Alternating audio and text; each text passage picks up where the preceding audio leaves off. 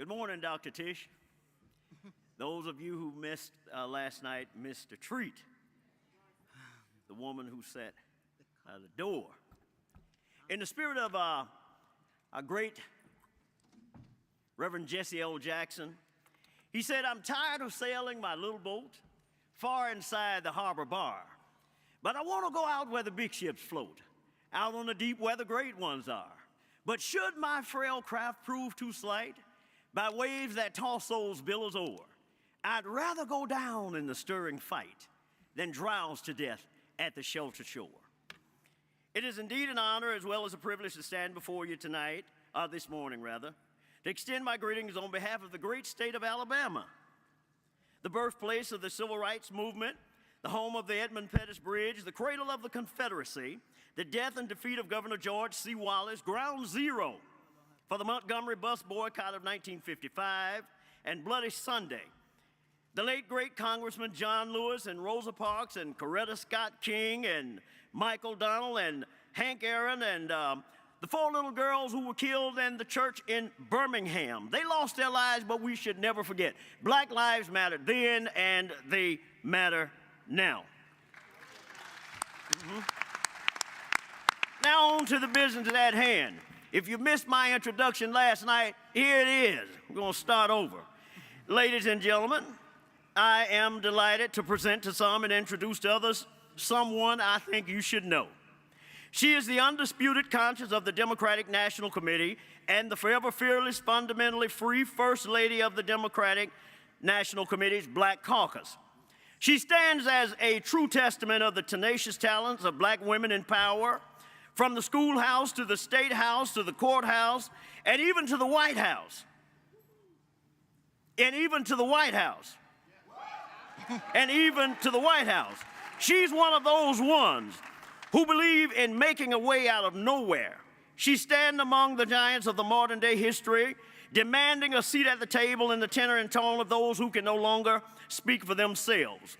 Be it Tamir Rice, Sandra Bland, Breonna Taylor, or Sonia Massey. And in the same spirit of the late Congresswoman Sheila Jackson Lee, she has dedicated her life to serving the least of these, wherein compassion and compromise has taken a backseat to weird and worldly wickedness. But she understands the assignment. She has mastered the art of being universal in her appeal, reasonable in her approach, far-reaching in her vision, practical in her application, and new and modern in her state's womanship. She's just simply one of those ones who believe that if you don't stand for something, you'll fall for anything.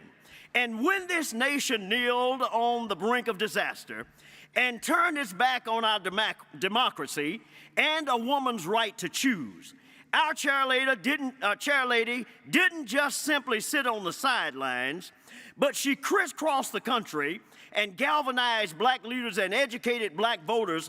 And when the dust was settled and the midterms were called, we won.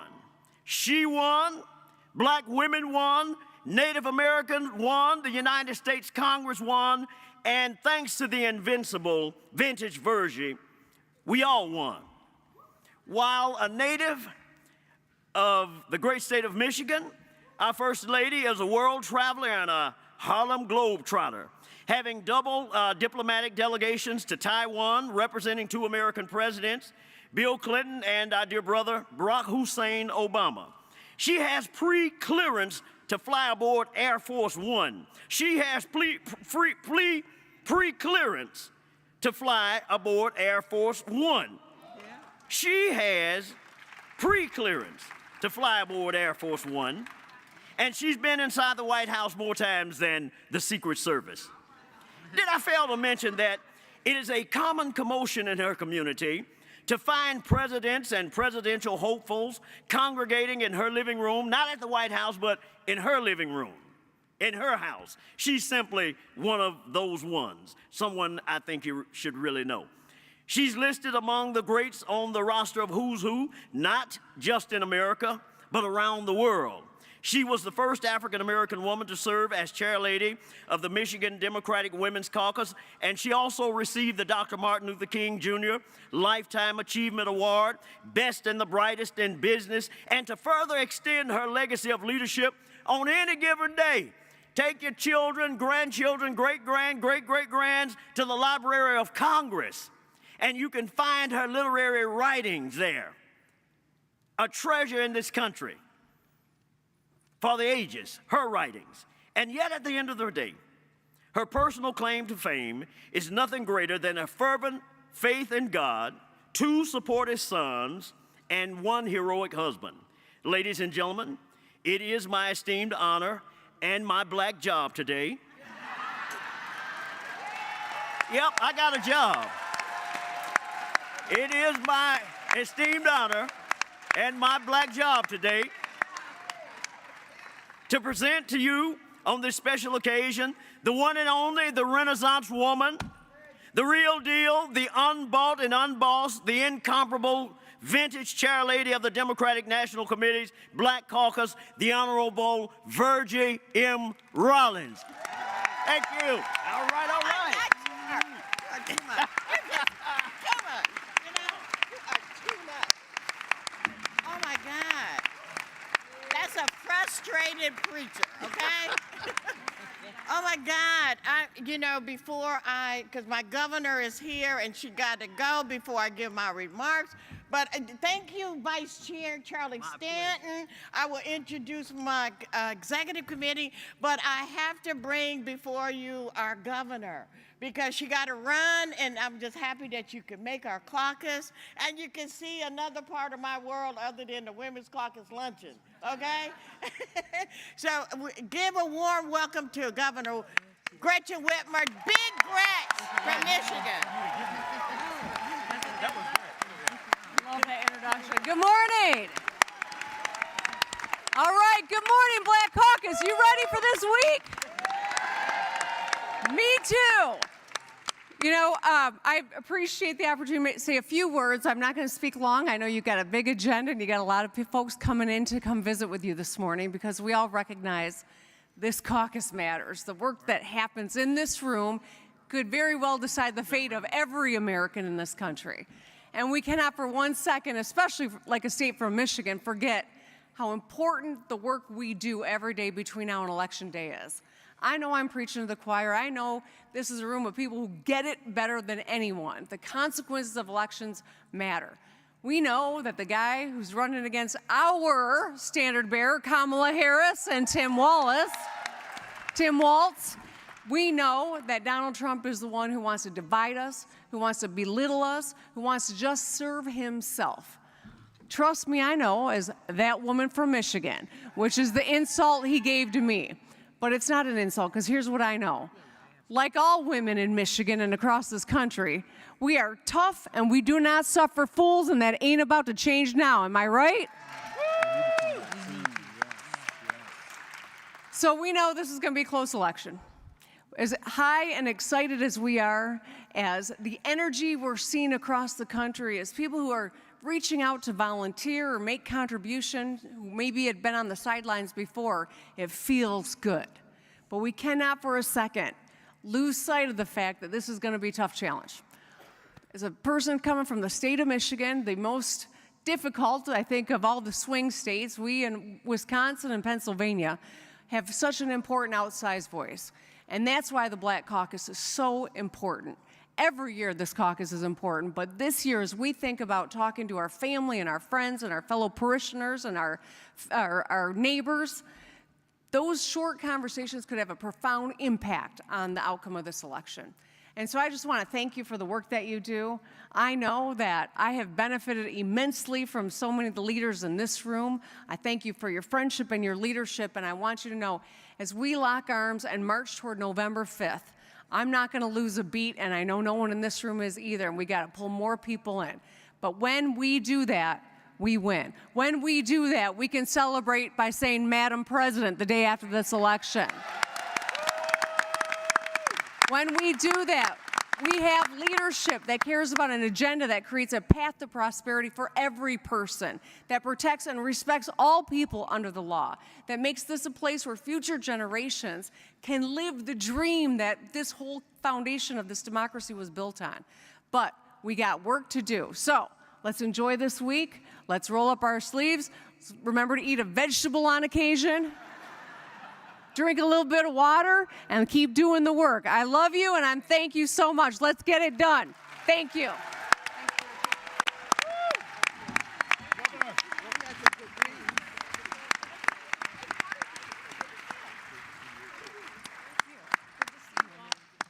Thank you so much for coming. Thank you, Governor. Thanks, Virgie. I just want to say, I want to introduce, you met my vice chair of the DNC Black Caucus, Dr. Allison Stevens from Nevada Stand. Dr. Stevens is our secretary. The Honorable Donna Christian from the Virgin Islands is our Eastern Regional Director. Grace Carrington is our Southern Regional Director. She's from Florida. And State Representative Travis Nelson from Oregon, from our Western region. And I tell you, these guys, I work them tremendously. We have regional summits, and they work just as hard as you can. So thank you guys for all you do. And I want to make sure, my Black Caucus members, I see a lot of them here. Stand up. Some of you are the delegates that are in the room are from abroad, delegates from abroad.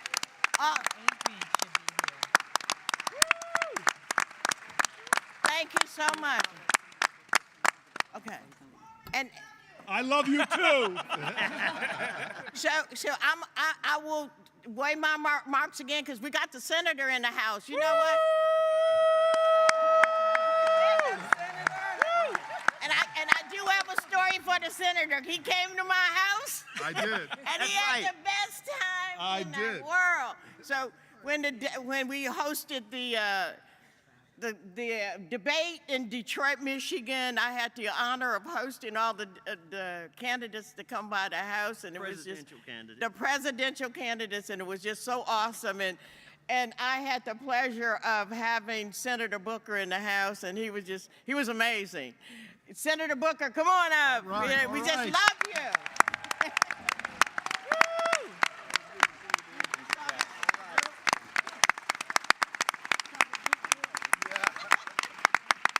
All right. All right. I cannot tell you how excited I am to be in this room.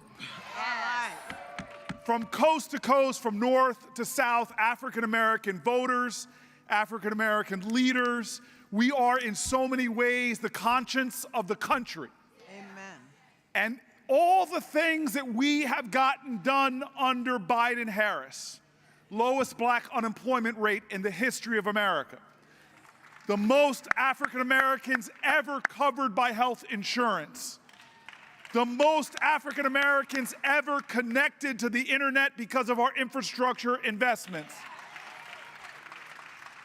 the most business starts, small business starts for black people in any 2-year period under this administration. All of the accomplishments, getting every lead pipe out of the ground, the money we've been able to invest for clean water, the changes for clean air, the expansions of making sure that we deal with the maternal mortality crisis. I can go on and on and on.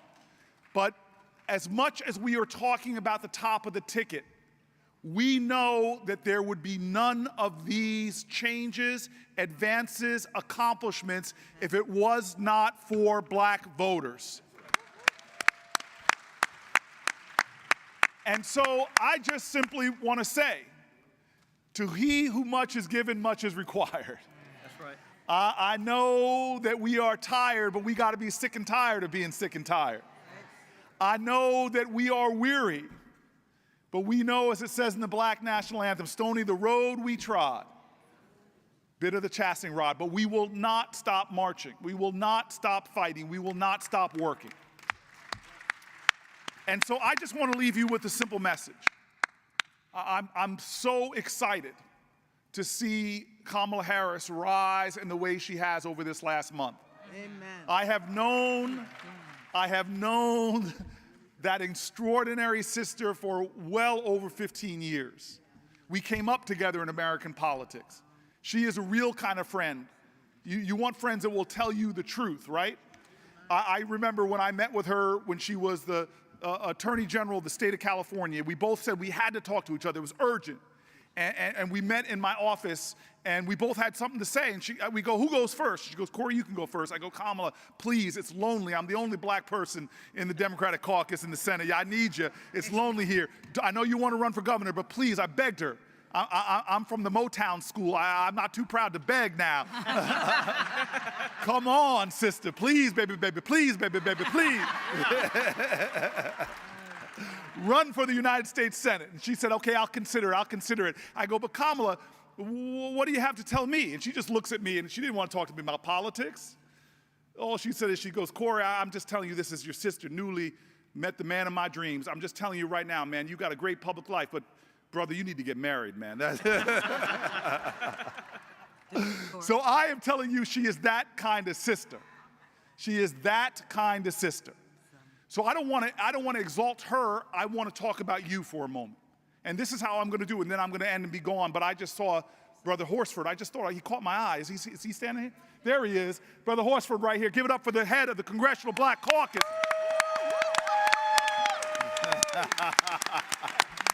I'm starting to see too many people to call out, but some greats here. All right, so this is all I want to tell you. We are in a storm. The backlash against diversity, equity, and inclusion. The backlash against voting rights. The backlash against civil rights. We are in a storm right now in America. And so I want to end by just telling you the story of a storm, a literal one that came in and hit the state of New Jersey. And it was the Hurricane Sandy. I was mayor of the city of Newark, and I'm driving around in a command vehicle being driven by 2 police officers as the storm is coming in and just trying to secure our neighborhood, make sure everything is locked down. And then my phone rings, and I pull out my cell phone, and I answer it, and it begins with the stupidest question I had ever heard. Forgive me for being disrespectful, but I think this might be the stupidest question in America. I answer the phone, and the person says, hello, this is the White House operator. Will you hold for the President of the United States? And I'm like, who says no to that question? And so I go, yes. And let me tell you, folks, I miss Obama. I miss Obama. And I miss her husband, too. But I miss Michelle. I miss Michelle. And so this was Michelle's husband. And I'm talking, and he calls me from the Oval Office, just checking in on me, seeing how the city of Newark was doing. It was amazing. It was a beautiful call of the President of the United States being concerned about the people. A majority black city, and the biggest city in New Jersey, calling me to see how we're doing. I hang up the phone, and then I got to get another call. My phone rings again. I pull out my cell phone, and this time it's the governor of my state. He's a Republican. This is not time for partisan politics. There's a storm in our midst, and he was checking in on me too. We have a good conversation. I hang up the phone. And then we're coming up a hill, and through the storm and the lightning and the driving rain, I see that at the peak of the hill, all the telephone poles had come crashing down, dragging trees with them. It was a mess of wire and wood, but as we got closer, I see a big floodlight being waved at me. We got closer, I see it's a man in a yellow slicker. My officers pull the car right by him. He's right by my window. I roll down the window, and I see that it's an elderly man. And I look at him out in the middle of this storm, and I yell at him, forgive me. I raised my voice to this elderly man and said, what are you doing out here? And then he looks at me like I just asked him the stupidest question in America. He goes, Mayor, it is so dangerous out here. He pointed to the wire and the wood. It's so dangerous. I'm standing out here so no one comes along and gets hurt. Let me tell you, Black Caucus. I talked to the President of the United States, the governor of my state. I'm the mayor of the largest city, but the greatness I best saw exhibited that night was the man standing on top of a hill in the dark of night and driving rain to make sure other people don't get hurt. That's the Democratic Party. It's not the president, it's not the governor, it's not the senator, it's those of us who are ready to take that hill. Who will stand on the hill with me? Who will stand for women's rights, for civil rights, for union rights?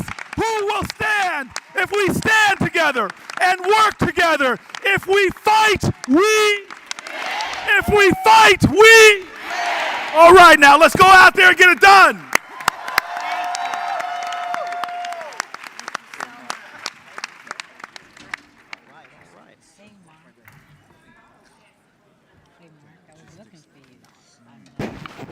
Thank you, Senator.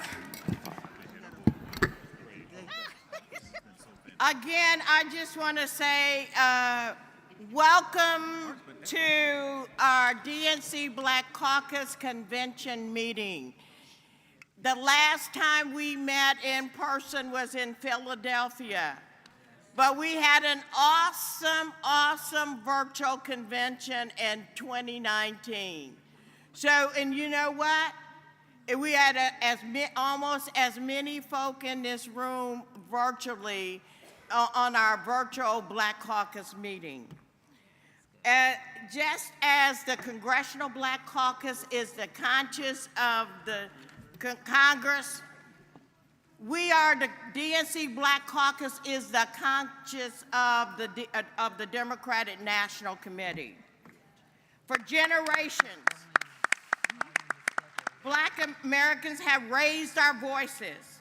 As you see, our theme of the Black Caucus is our values, our voice, our vote. Because we understand the issues that confront us, the disparities in the educational system, the disparities in the healthcare system, and the disparities certainly in the criminal justice system. So from the serial oral accounts of Frederick Douglass to the dream-filled speeches of Dr. Martin Luther King, from the poetic truth telling of Maya Angelou and James Baldwin, the urgent demands for voting rights, Fannie Lou Hamer's to the rally calls for change heard across the nation. Our voice continues to wake the nations. The right to vote has hard-won by those who came before us. The face violence, intimidation, unjust laws to voting rights. We must honor their sacrifices as I exercise with unwavering determinations. Our vote is our power. How we hold our leaders accountable and shape the policies that affect our daily lives. When we vote, we just don't change elections, we change the course of history. As Democrats, and particularly as Black Democrats, it is important that we remain resolved and stands for opportunity, equality, and justice. We are determined to live in this country where everyone has access to quality education, affordable health care, and economic opportunity. We are determined that the fight for the criminal justice reform, environmental justice, and civil rights is won. There aren't just political positions. There are the values that unite us as a caucus, a party, as soon as a country.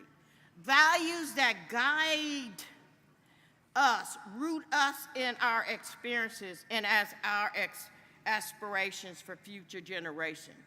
The challenge we face is significant. System racism still persists. Economically, inequalities have widened. Democracy as we know it is facing extensions. But we are not daunted. We will not be dismayed because we are organized and we are energized, and after last night, we're going to be mobilized. We know that when we unite our voices, when we exercise our votes, when we stand firm in our values, We are unstoppable, and we know we fight to win. And I tell you, when we get out here, because we know what our job is. We know what we're up against. We know that our candidate going to have a hard time. She's faced in all kinds of obstacles. But you know what? We got her back. We got her back. And so today, I'm just so excited because we have in this house, we have our panel that's going to come, our seat at the table, because you know we have Chop It Up, we have seat at the table. So you know what we do as we travel across this country, we organize Black brothers, we have a huge Chop It Up, and we have a seat at the table. So this year, we're going to be doing it again. We want you all to be ready because we're here to get it going. So at this time, we're going to ask that we step down, and as we take and ask the seat at the table panel if they would come at this time. Come on, you got to go sit down here. Oh, we do have our chair of the Congressional Black Caucus. Oh my God, come on up here.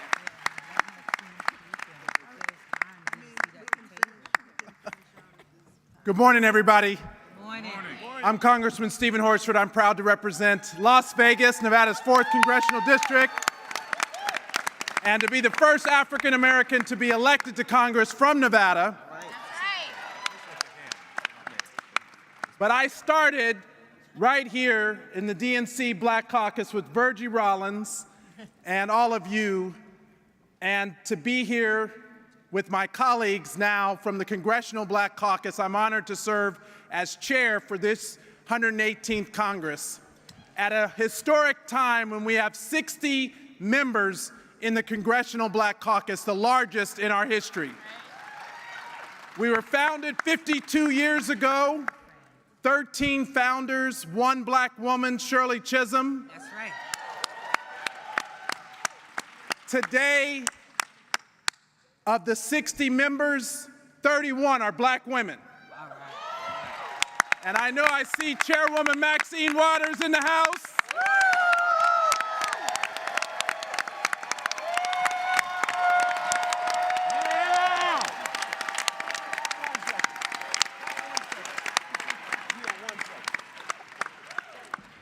She has been the leader, the fighter, chairing the Financial Services Committee, taking on the big banks, holding corporations accountable, making sure that diversity, equity, and inclusion remains a priority, because when they attack DE&I, they're attacking you and I.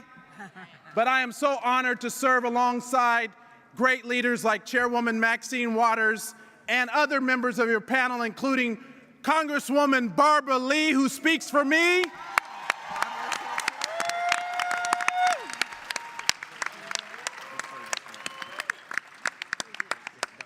Who has taken on so many important issues. She was the lone vote against the war in Iraq.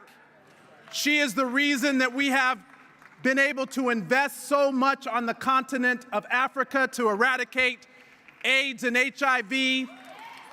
It's because of her long-standing advocacy and legacy that we've been able to secure so many important appropriations and investments for our community. Thank you, Congresswoman Barbara Lee.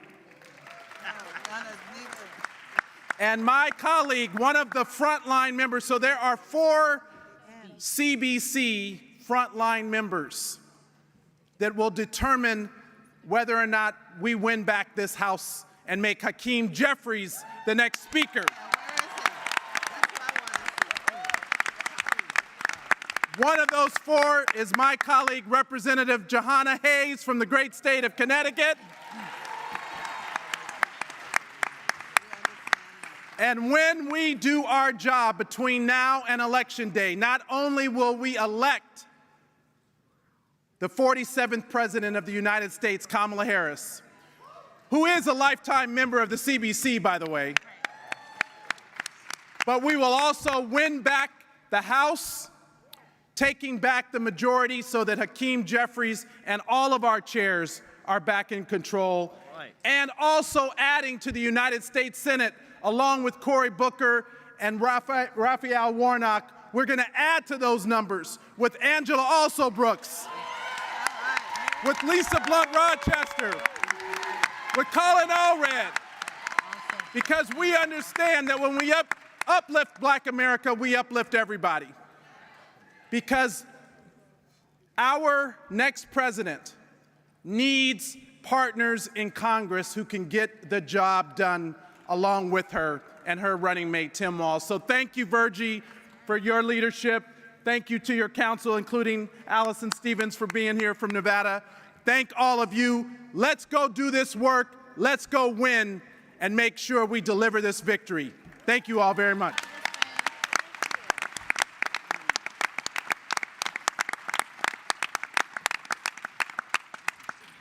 Boy, am I excited to introduce the next person, because I wouldn't be in this position as the Black Caucus chair, because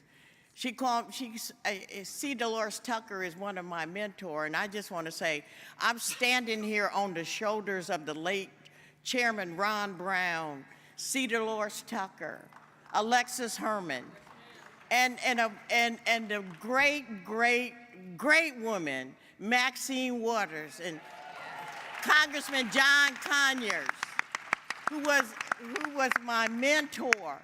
And a Congresswoman called me and she said, "You need to be the Black Caucus chair." And all I said, "Okay." And she has been such a mentor for me, guiding, because I said she's from the old school and I was reared by the old school politicians. That's why I do.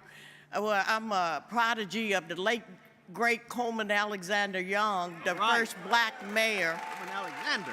And some of the toughest Black union guys that ever in Detroit UAW, because some of my idols is the late Robert Buddy Battle and Liz Jackson, who reared me and mentored me.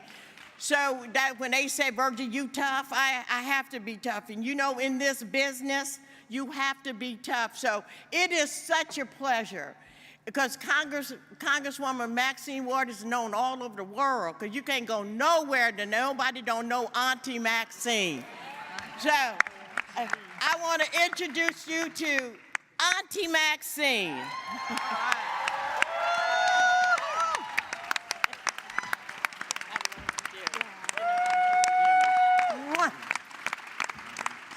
Hey, everybody.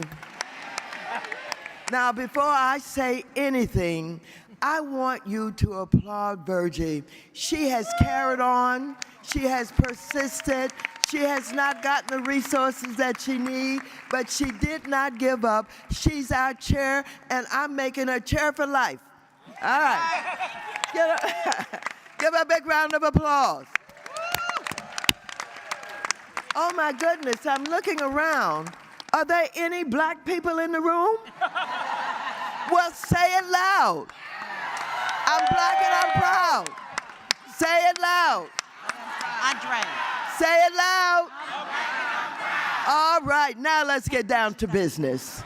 Andre. It is so good to be here, and no matter how far we have to go, how long we have to walk, how many buses we have to take, we're here at the Black Caucus. Maybe some people thought we wouldn't get here, but we're here. Give yourselves a big round of applause. I want to thank our panel for coming this morning to share with you important information. I am so pleased that as volunteers, you never turn us down. You're always here. Give them a big round of applause. We love you. And so, we're at a special time in the history of this country. We're at a special time, and we're about to enter into a time that's going to take us into the future in ways that we always thought we could do, that we worked hard for, that we sacrificed for, and even some people died for. I want to tell you that I stand here so proud, and I want you to know that things don't just happen. They happen for a reason. And we did not know whether or not Biden was going to step down. We knew that there was some calling for him to step down. I was not. He said, "You had my back and I got yours," and he did a great job. Give him a big round of applause. And there were some people who thought he was going to step aside and thought that Kamala would have to step aside too. But I want to tell you, no matter what was on Biden's mind, whatever people were thinking, he said, "Okay, I'm stepping down, and I endorse Kamala Harris to run for the presidency of the United States of America." Give Biden a big round of applause. Thank you, Biden. Thank you, Biden. Thank you. Thank you. You had the courage. You had the confidence. And you know what he told us, and what he says all the time? When I chose her to be the vice president, I knew that she was capable of being the president of the United States. And he was so right. And so here we are. Kamala Harris has stepped into an interesting time. It is a condensed time.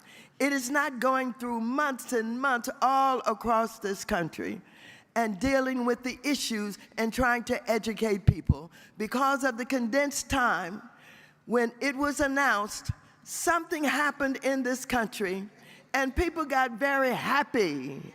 And the cloud that was over us kind of evaporated. And all of a sudden, first of all, black women came forward. Black women came forward.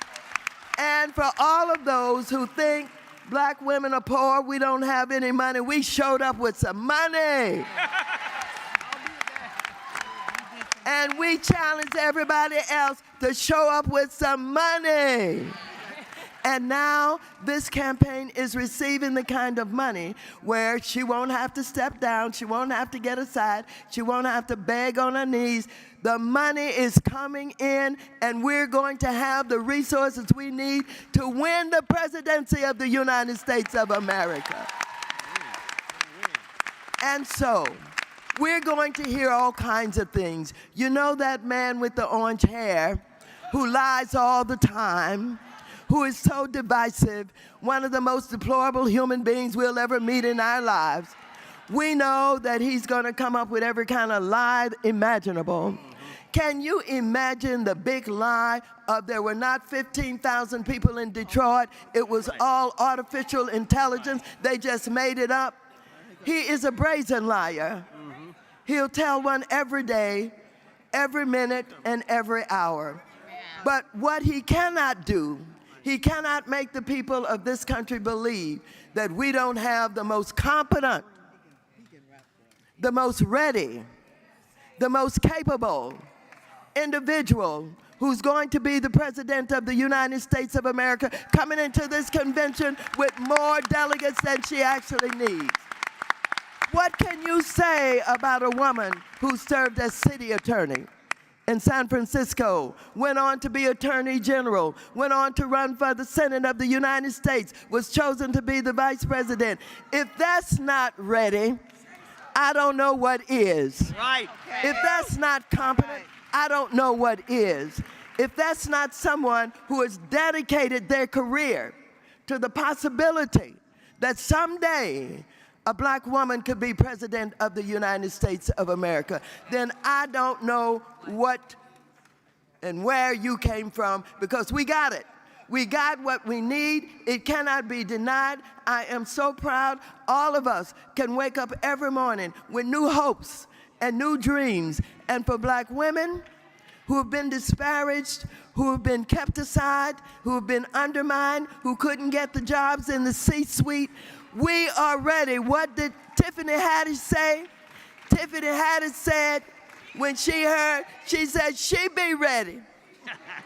And now we say, we be ready. Thank you all so very much for giving me a moment here. I thank you. I love you. I am going to work hard to make sure that we get the public policy to the president's desk that gets signed into law. And guess what? Guess what? I ain't scared of nobody. Here, here's your glasses.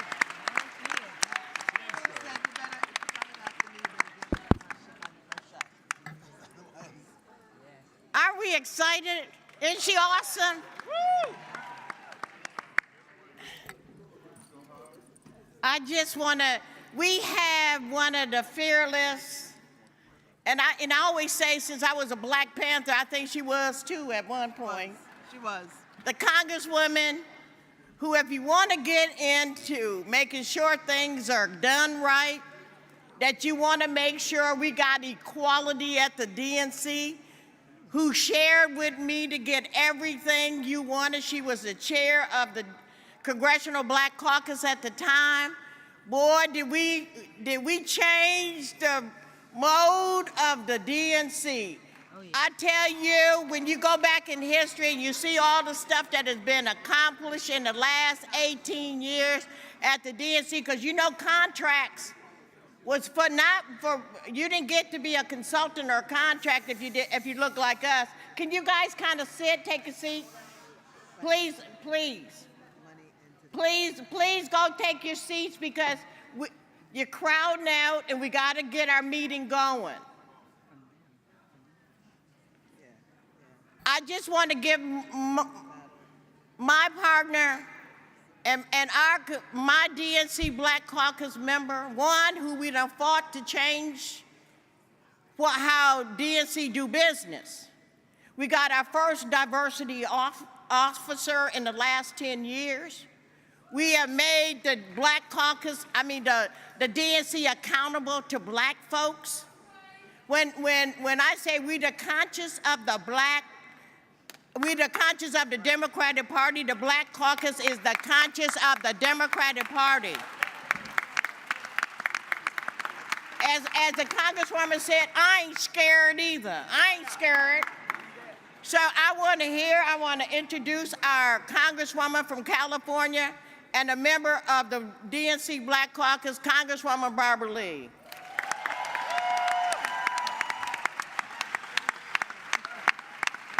We done been together, haven't we?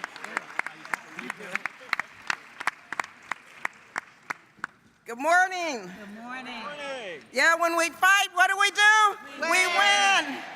Virgie, let me just thank you, because as Congresswoman Waters said, I think you've been my chair since I've been a Democrat. So thank you for your leadership. Look at this, and Congresswoman Waters, I just want to say to her how much I appreciate not only her leadership, but her friendship. I met her in 1972. Now I want to just share with you a couple of things. I have been to every convention since 1972 with the exception of one. I was there with Shirley Chisholm in 1972. I was there at the Black Caucus meeting, and there were maybe a handful of us sitting to the left. Here we are today, and that's as a result of the leadership of Congresswoman Shirley Chisholm and Fannie Lou Hamer and Reverend Jesse Jackson, who made sure that this Democratic Party became more democratic. And so thank you all, because this to me is very exciting. It's almost like the bookends for myself, because now we have Vice President Kamala Harris, who just happened to have been born in my congressional district in Oakland, California. Y'all know where that is. Power to the people, raised in Berkeley, and has been a phenomenal leader on so many fronts. She was the district attorney, as you know, in San Francisco. She was our attorney general in California. She was our United States Senator. She is prepared, she's experienced, and she's ready. She truly has come for such a time as this, and you all know that. You know that. And let me just say a couple of things about the Biden-Harris administration. Promises made, promises kept. Justice Ketanji Brown Jackson, our Supreme Court justice. Our values, our votes, and our voices made that happen. And so we need to thank President Biden for his promises, Vice President Kamala Harris for being right by his side. We need to thank this Biden-Harris administration for getting us out of the devastating impacts of COVID. You all remember our community was dying disproportionately from the COVID pandemic. And what did they do? They saved lives and they saved livelihoods. Don't forget that. Also, when it comes for fighting for our freedoms, Vice President Kamala Harris has fought for reproductive freedom. She's fought for our voting rights. She's fought to make sure that the clock is not turned back to the days of many of us remember, the days of Jim Crow and past that. And so we need to really remember not only the past, but look at the future and look at what Vice President Kamala Harris's vision is for making sure that not only do we survive, but that we thrive. And that is important because that's her vision of the future. And you're going to make it happen. And I've said earlier that I've been to every convention except one since '72. But you know what? At this convention, I'm confident that we're going to go out and work, right? We're going to go out and work to make sure that the Harris-Walz ticket wins in November. It's going to be up to us. It's going to be up to you. Because this is about the power of the people. And yes, Virgie meant and said that I was with the Black Panther Party. Now I was a community worker with the Black Panther Party, okay? I introduced Shirley Chisholm to Huey Newton, okay? I knew the importance of the power of the people then, and the Black Panther Party registered people to vote. Our people, just like Reverend Jackson registered over 8 million people when he ran for the presidency. So what are we gonna do? We're gonna go out there and fight, right? Because we're gonna win, and we're gonna make sure that every vote is cast and every vote is counted. So thank you again so much. Virgie, let me thank you for your leadership, and it's overwhelming and so powerful for me to see so many members of the DNC's Black Caucus and all of you here today, because I remember '72, and I see that when we fight, we do win. Thank you all again. May God bless.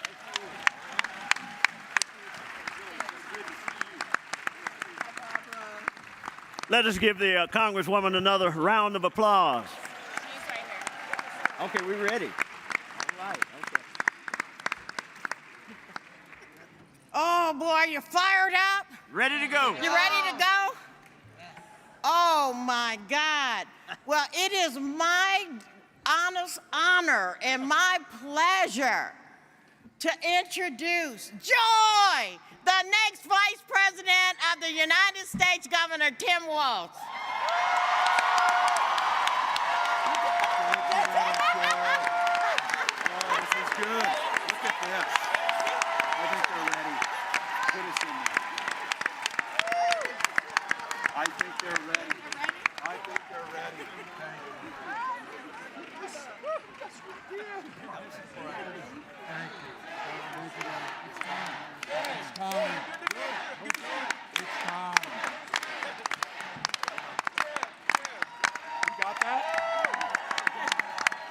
Let me go.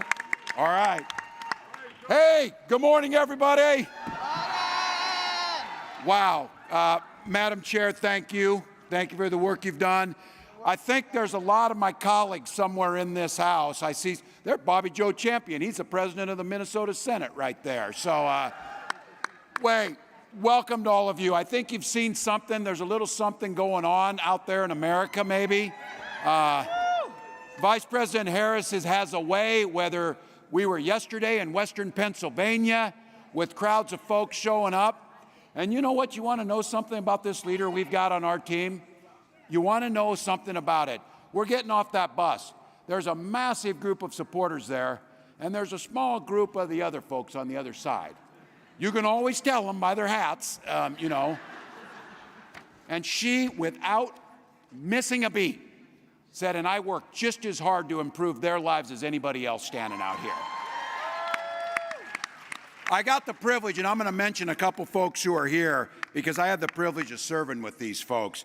I just had a chance to talk with the force of nature that's Maxine Waters backstage. So I know my friend, and I got a chance to have, I think I got a chance to have dinner last week in Minnesota with Barbara Lee's godchild out there. So Representative Lee, I know that Al Green's around here somewhere, has been here, a dear friend of mine.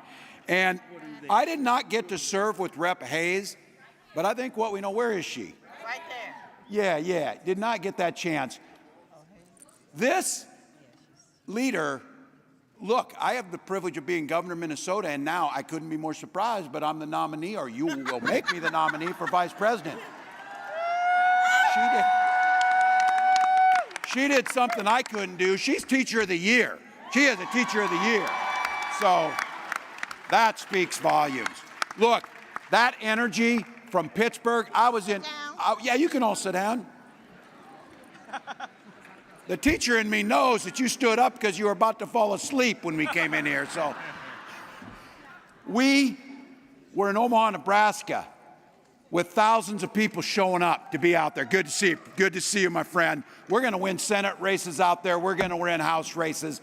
But folks are showing up. They walked for miles to be with their neighbors in western Wisconsin.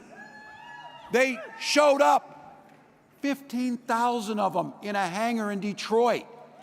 Now, Donald Trump said they were AI. You know what's not going to be AI? Their ballots when they vote for Kamala Harris. Not going to be AI. And then thousands showed up in 109-degree heat in Las Vegas, Nevada. And the state coordinator for the campaign, Shelby, signed up over 5,000 of them to door knock and phone bank. Then she got dehydrated, had to go to urgent care and get an IV. That's somebody leaving it all on the field. That's somebody that understands. We've got 78 days to make a generational difference, not in just this country, but in the world. Amen. Look, we understand something that we grew up hearing about, towards a more perfect union. Strong and decent nations acknowledge their past, the good, the bad, and the ugly that goes with it. We acknowledge it because it lets us chart a course for the future. Those guys taking us back, as the vice president said, we aren't going back. We're not going back. Not going back. But we're going forward. We're going forward in a country that everybody matters. Everybody's got a chance. Everybody can see generational wealth. Everybody can get access to capital to start their small business. And a recognition that the systemic and historic barriers that were put in front of black communities have stopped that movement towards a more perfect union, have held it back. And as I say to Bobby Joe Champion again, the one thing you can always count on, a lot of times, this was the history, you can count on the sun rising in the east and setting in the west, and you can count on white politicians coming to black communities to ask for their votes. What's different this time is we have a black woman going to lead us, and she's asking for the votes. She's asking for the votes. Kick his ass. So I tell you, that's a trick I've learned in my life. Surround yourself with smart women and listen to them, and you'll do just fine. You'll do just fine. Things will turn out well for you. So we owe it to our children. We owe it to those next generations. We have the capacity, and this is hard work. It's difficult work at times, but it's meaningful work. It's work in the community. It is what this incredible leader, Kamala Harris, has brought to this race. She's brought all those things: experience, vision, intelligence, strength. But she's also brought joy to this. She's brought laughter to this. They can say what they want. You know the only time they laugh is laughing at somebody less fortunate than them. That's the only time they laugh. They see our most vulnerable citizens as scapegoats and punchlines for their jokes. She sees them as neighbors and people who deserve to have respect. So for each and every one of you, I know, and I've been saying this is a lot of preaching to the choir, but man, the choir needs to sing. The choir needs to sing. This is our moment. This is our moment. 78 days. 78 days. Hell, we can do anything for 78 days. And as I've been telling people, we'll sleep when we're dead. Not now. Not now. Not now. So to each of you, let's get the work done. Let's make this official. Let's take some time tonight to honor our president, somebody who's delivered to us on every step of the ways in Joe Biden.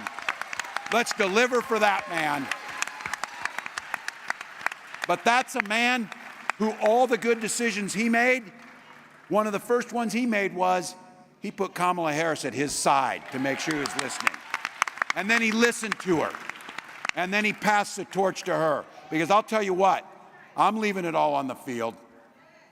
And on that 79th day when we wake up, you look at your children and say, that right there is President of the United States. Madam President of the United States. So thank you all. Let's get it done. Oh, thank you so much. Thank you. Thanks, folks.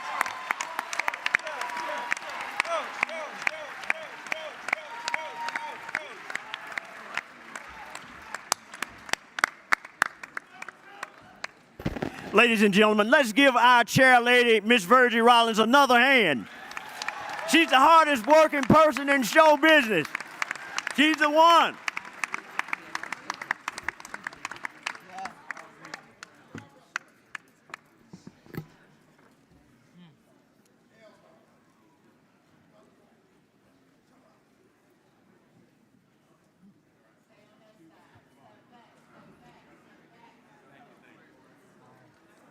Okay, so we got to get back to our. We got to get back to our agenda here. If you guys can sit, we got some good stuff coming. I see our speakers from last night are in the house. Dr. Freddie Haynes. Yeah. Dr. Michael Eric Dyson. I thought I saw. Not gonna happen. We're gonna do our panel. Is our panel ready?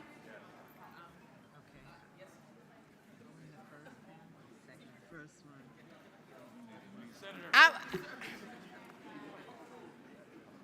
Dr. Siobhan, you guys got to come down. Go take a seat down here. Because our panel is coming. Governor, thank you. You got a bomb. Just right. All right, I'm gonna take mine. Okay.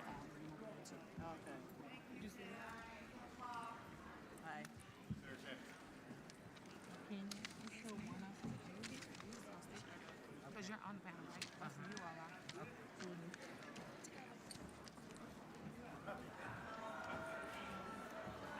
are. At this point, can we all take our seats? We're gonna have our seat at the table panel come. Who is our leader? Dr. Siobhan, come on. Can you all take your seats while our seat at the table panel come?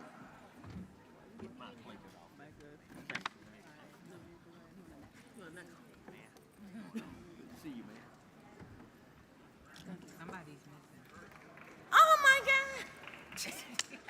There he is. Waisi. Well, good morning. Good morning.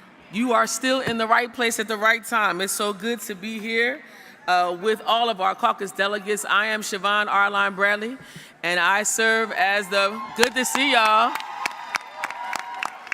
And I serve as the president and CEO of NCNW, the National Council of Negro Women. Here in the spirit of Dr. Mary McLeod Bethune, we are so excited to be here today. Listen, we have so much going on. There's so much love happening in the room.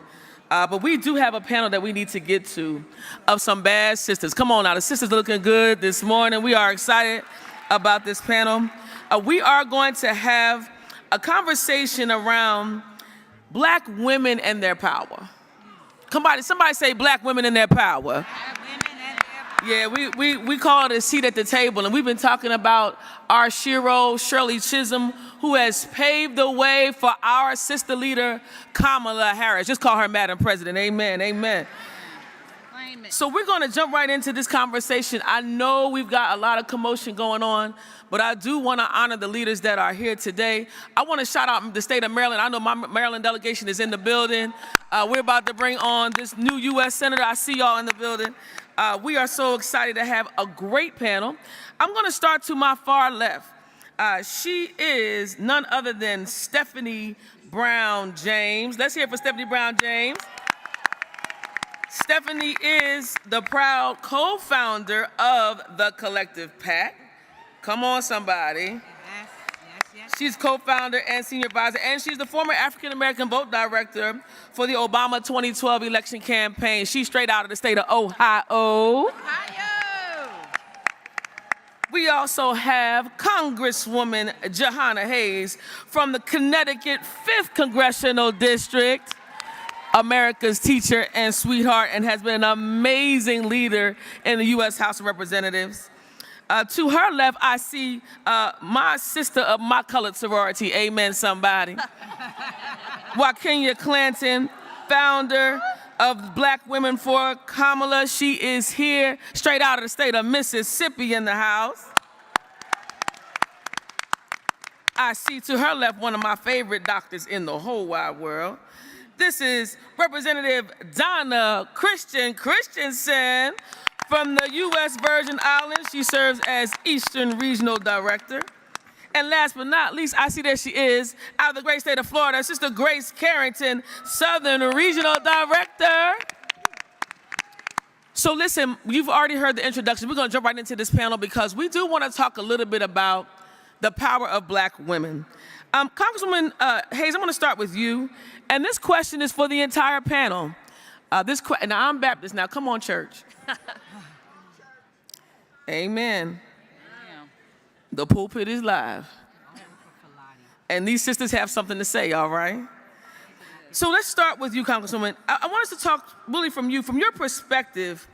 How are black women leading and leaning in during this historical moment in time? Wow. Well, first of all, good morning, everyone. It is great to be here. I am Congresswoman Jahana Hayes from Connecticut's 5th Congressional District. And to that question, how are black women leading in this historic moment? I think the answer is however we want to. Yes, that's right. However we want to. Because one of the things that I've seen as a member of Congress, and one of the biggest challenges, is other people deciding for us how we show up, how we get to show up.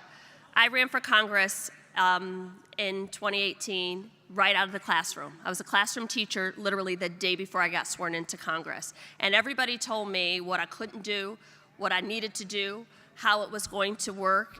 And I decided I have been on the receiving end of every one of the policies that I am about to weigh on. I think that makes me qualified and ready to weigh into these conversations. I mean, everything from questioning what I wore, how I did my hair, and one day I came to the realization, if I put it on, it's congressional. I don't have to have someone else give me permission of how I'm going to show up. And I think that is what is so important right now, for everyone to show up in the way that is authentic for them, to engage their own networks and their own audiences, and not let other people create the framework for how we will get this done. Because unless and until we pull everybody into these conversations, unless and until we open doors and make people feel welcome and included in the work that we're doing. I mean, I was a teacher. I was the National Teacher of the Year. That's a real thing. That's She my really real was. job. A real job. Listen, that was her real black and job. that never gets old. But as the National Teacher of the Year, I had a very unique perspective on the policy that was being decided at the national level that impacted my kids and my community. Right. And I think we have to fall back from trying to change the way we show up to fit the mold and normalize Black excellence in places of power. Yeah, normalizing Black excellence. I'm gonna go over to Stephanie. Same question for you. How are we, from your perspective, how are Black women leading and leaning in during this historic time? Well, we've never stopped. We've never stopped. And I would just say that, in this moment, we have to do what we do better than we've ever done it. Absolutely. Because we are the best to do it. We are the prototypes when it comes to leadership in this country. We are the standard bearers when it comes to what it means to organize in our communities. We are the ones who decide what policies look like and how they're implemented because we are the ones that go to city council and to school board. The thing now, though, is we have to take it up another level. And yes, Black women always have another level we can go to. We always do. Okay, be clear. And so we need to make sure that the energies that's being galvanized on all these Zooms, raise your hand if you've been on one of the Zooms. Sometimes they go too long. Who's in the number? The 44,000, come on. But those Zooms are important. And we have to shout out Win with Black Women for organizing so much of this effort. Shout out to Joe. It's now time to get off the Zooms, get off the couch, and get into the streets. Right. And so I'm just going to challenge you real quickly to say that there are over 5 million Black people who are not registered to vote currently.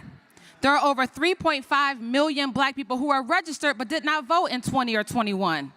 But guess what? The margin of victory by the Biden-Harris campaign in 2020 was 1.8 million in the battleground states. What does that mean? That means Black people make the difference. Yeah. So our job has to be getting Black people out to vote, period, because when that happens, we will win. When we organize, we will win. And that effort has been led by Black women, and I am so grateful to know that Black men also have our back in that organizing effort. Say it for the people in the back. Black men and Black women are not disconnected, okay? Let's get over this myth. Brothers and sisters are aligned. Brothers are working with the sisters. Stop using that talking point. It's not a real talking point. Look at this room. We are connected. Can I shout out my husband, Quentin James, one of the co-founders of Win with Black Men? Yes, Stand up, honey. there's Q. Because the brothers were on the phone too. I don't want to miss that moment, right? Yeah. We keep doing that, perpetuating that, and that's what they want us to do. They want us to say that we're disconnected and we're not organized and we're not together. Not on our watch. We are just fine. Leave us alone. That's right. I'm going to come to Joaquin. Same question for you. How are we leaning and leading right now? Well, thank you so much, Siobhan, and good morning to everybody. It's always great to be in a sea of Black folks. I love to see it. Our sisters have said it. You know what I mean? We've never stopped doing this work, right? We continue to do it when it's not popular, when it's not kind, right? When it's thankless. And I think we have to continue doing that because the fact of the matter is if we don't do it, no one else will. Yeah. If there were not 44,000 Black women who decided to, it was actually 44,000 plus Black women. It was more. Because we were streaming and keeping it and calling, okay? But we did it first and we did it best, right? And I'm gonna tell you why I say that. I say it because our organizing has never stopped, right? It didn't start with the 44,000. Correct. That has been happening for 4 years. So let me tell you, when we, and I have to say this because as a good woman in red, I have to say this thing. When we set the standard, we set it high. So we didn't set it so that everybody could meet us. We set it so they could exceed us, right? That's good. Because what we're working on is actually, we stood in the gap so they could step up, right? I don't expect Black women to raise as much money as the other women. I don't, because Equal pay for Black women. come on, hello somebody. Equal pay for Black women. Come on. And even without that equal pay, we still hit 1 million plus. So don't play with us. And the men did 1.5. Now see, Well, almost 2 million. we went to 2. The fact of the matter is we always elevate, right? And we're going to continue to do that work. And I think it's really incumbent on everyone else to understand what the masterpiece is and just pick your part of the blueprint and play that role. And that's how we're going to do it. Play your role. Y'all hear that? Play your role. I'm going to go to Sister Grace. Sister Grace, same question for you. Good morning, everybody. Good morning. Good morning. I'm gonna just echo the sentiments that's already been said and add this. We have continued to turn out through COVID. Come on, Grace. I'm in Florida, and you know the challenges we face, right? Y'all The go ahead and pray voter for Florida right now. suppression. Y'all pray right now. Y'all Yes. Pray extend for your me, hand right please, now to them. please pray for Amen. me. Okay. It's a whole thing. I need it desperately. But besides what the Satan is doing, Yeah. he cannot stop us. That's right. Come on, just say We understand the assignment. We have been moving through our communities throughout, getting people signed up for vote by mail, because what did he do? When we surpassed them last time, he changed the rules. That's what they do. And so now everybody's terrified that they can't pick up Big Mama's vote by mail ballot. And they can only take theirs and family members within the home. So you know what we did? We gathered people in centers around the community and had them fill out their ballots and did what? Get them and drop them in the drop box. Come on. So guess what? The devil is a liar. That's right. That's Okay? right. We are going to continue to turn out like we have been, year after year after year, because this time we got skin in the game with Vice President Harris. All right. Let me before you jump in. Let me go to Representative Christensen, and I'm going to come back and ask Joaquin to tag that. Because there's a few things that we want to lift up. I want you to hear the kind of themes that are going on. Black women never stopped. That's right. It's a constant theme. Another theme here is that we have actually elevated so that others can emulate and do their work too. That's right. Part of the history of black women in this country is that we've always been caretakers of. And now we're taking care of democracy. There you go. And don't mind carrying it on our backs because we won last time, we're going to win again this time. So come on, Representative. Good morning. Well, I come from the Virgin Islands. Yes, ma'am. Women have led every revolution that we have had on our small islands. Now, we happen to be territories, so we can't vote for president. Yep. Past the primary process. But we are finding ways Yes. to continue the struggle that our ancestors started. And whether it's phone banking, whether it's leaving home and going to different communities where we're needed, raising funds.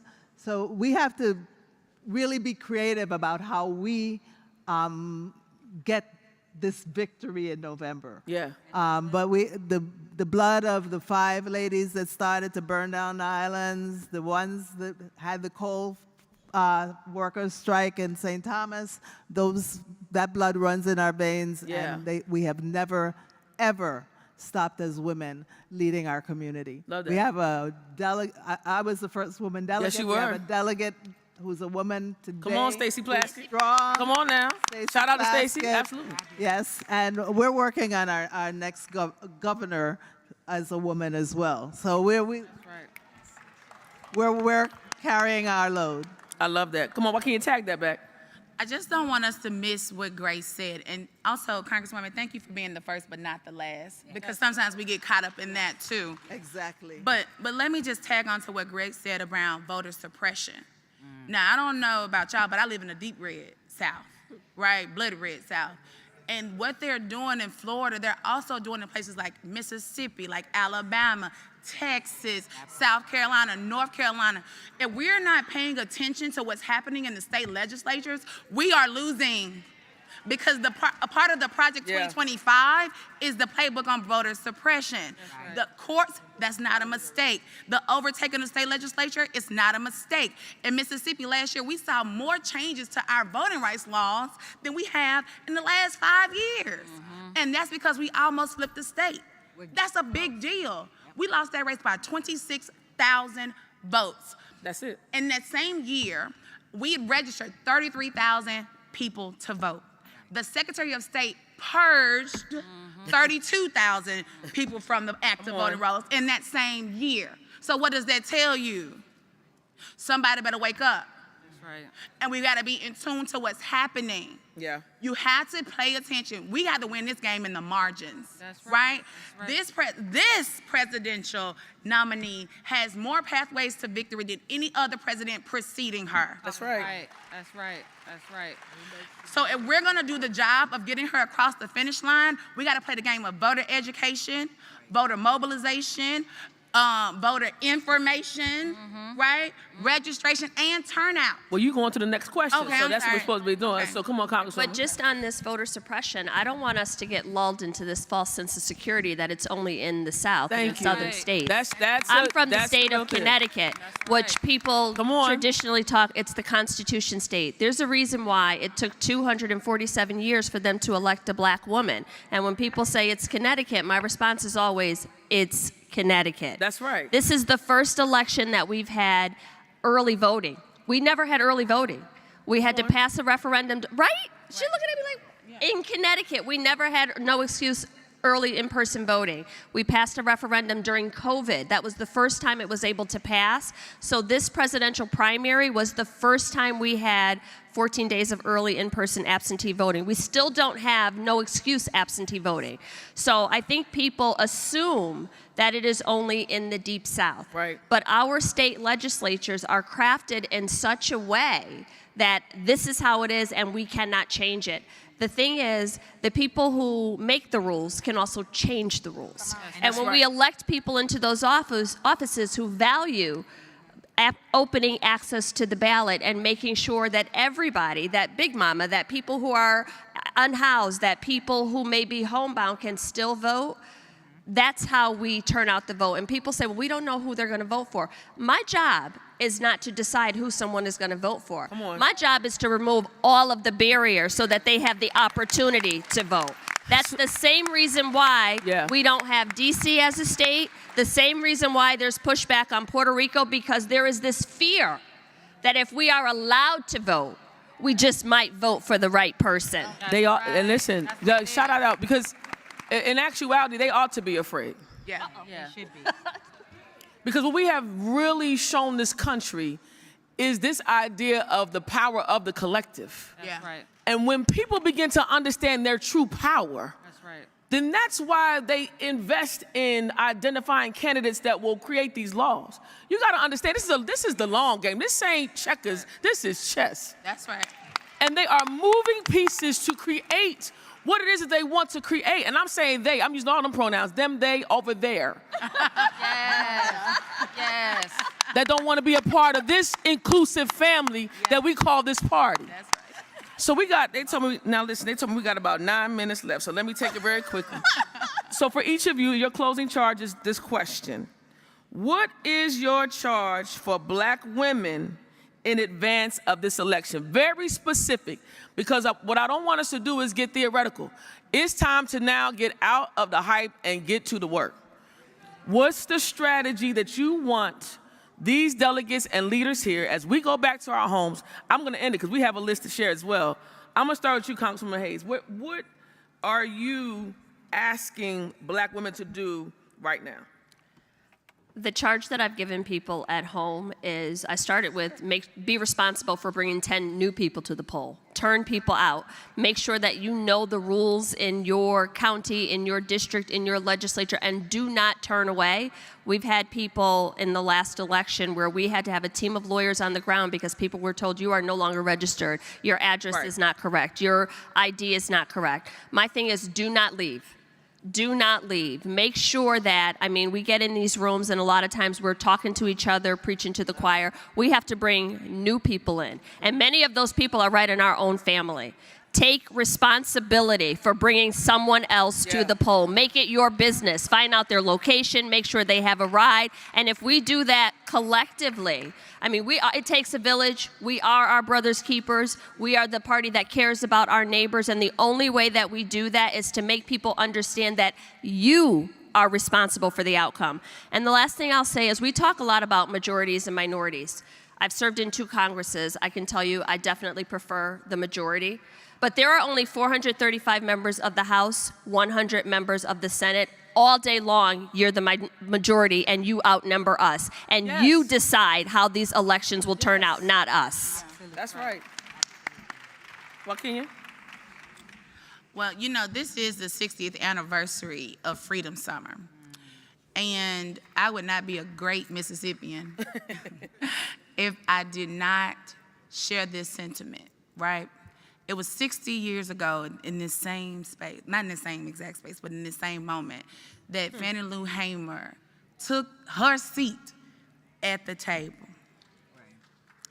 And so my charge, yeah, you can give that up for Miss Fanning.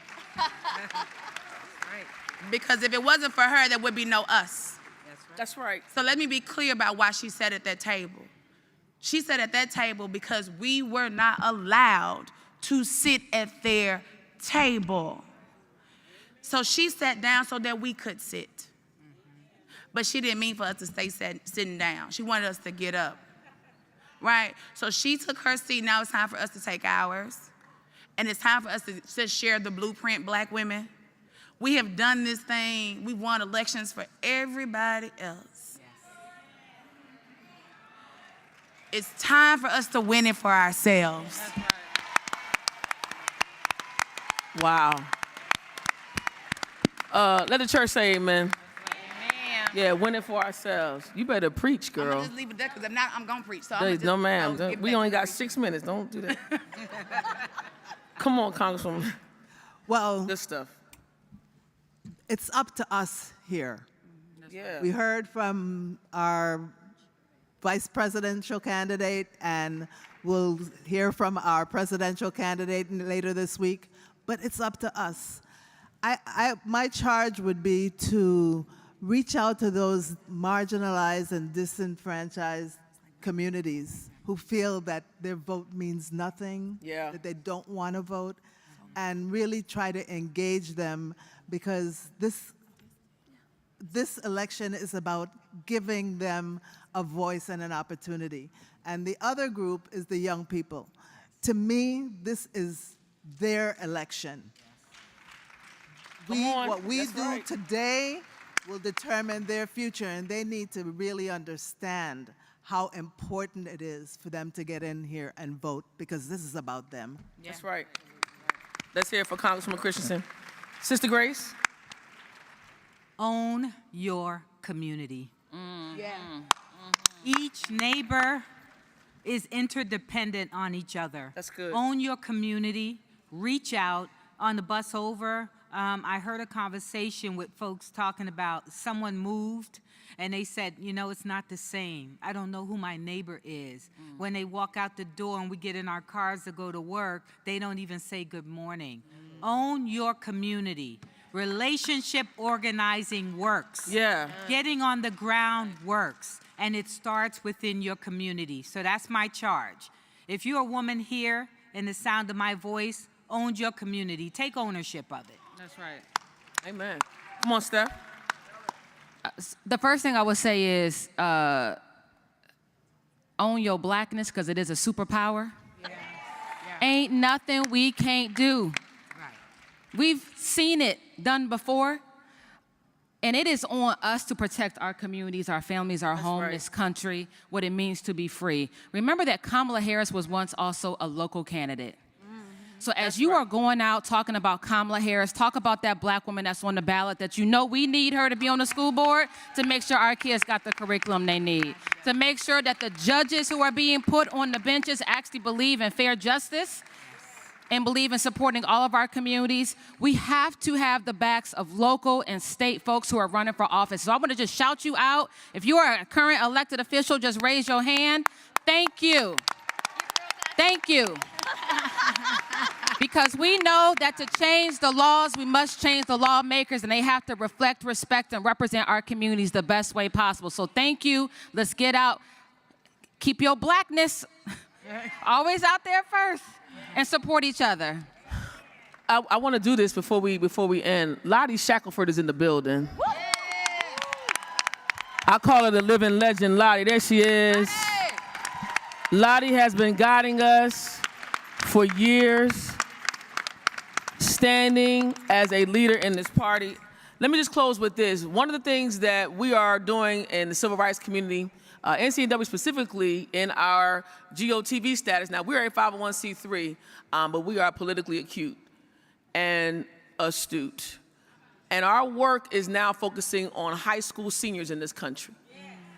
We are asking every community to go to your high schools with your local churches, your local mosques, with your local community center leaders, your YMCAs, YWCAs, members of our institutions, If we can get 4 million young people to vote, 4 million will take us over a hump.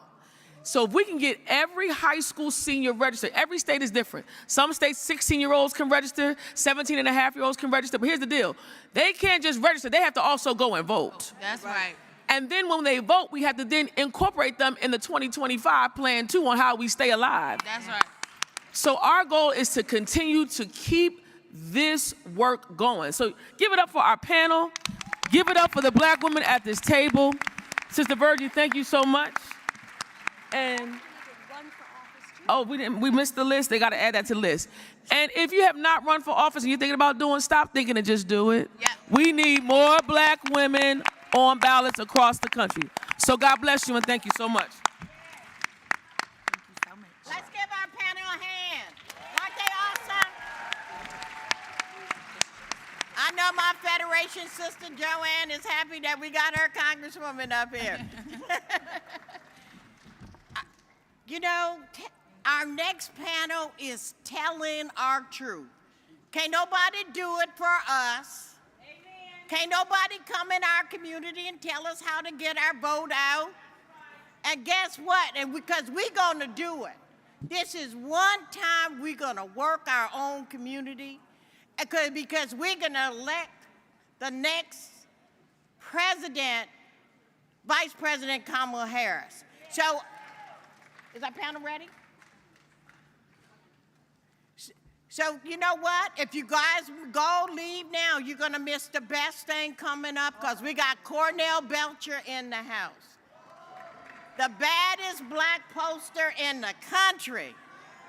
And he going to tell us how to do it. He going to tell us where to go to do it, and he going to tell us how to do it.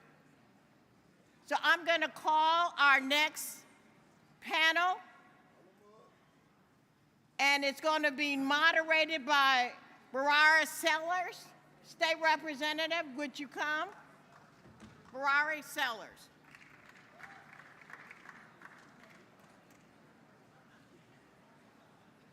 Here we go.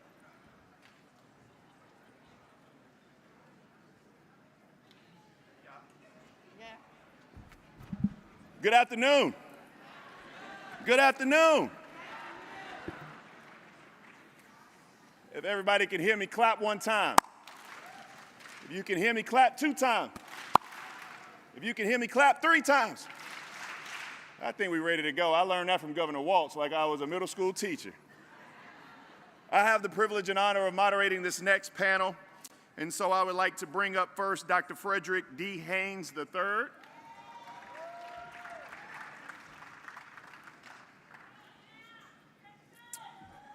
Next, I would like to bring up one of the baddest women in the United States Congress, and she's actually gracing the DNC stage as well, but none other than Congresswoman Jasmine Crockett.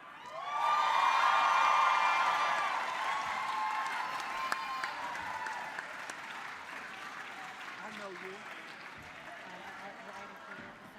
And I'm going to write it down for you, but keep going. Kiera Pasante Hudson. Okay, who is that? I now need to call up one of my brothers in policy, one of the smartest people we know, VP of Policy over at the NAACP, none other than Cedric Haynes. Now, wait a minute. Y'all ain't going to be giving no mediocre claps for the men and start raising the roof when... How are you? You got to get my pastor in What's here. her last part? What's her last name? Because him be done went to church and talk bad about me. Kiera Pasante Houghton. And she is also one of our policy gurus up here as well. And what I'm going to do is give her a round of applause, y'all. I'm going to start with you, Kiera. I know you just got up here. Sure. I want everybody to just answer this first question for me. I want you to spend a couple of minutes introducing yourself. Yeah. And then tell us the definition of misinformation or disinformation and why you believe we have to be focused on the truth during this election. Absolutely. Well, good morning. We're still in the morning. Good morning, everyone. So glad to be with you here today. I'm Kiera Pasante Houghton. I'm the Vice President for Campaigns and Communications at the National Women's Law Center Action Fund. in my role, and as a former, I have to shout out our chair, Virgie Rollins. I'm a former DNC spokesperson. I ran the Black media portfolio for a few cycles, and so I'm seeing a lot of friends and familiar faces in the room this morning.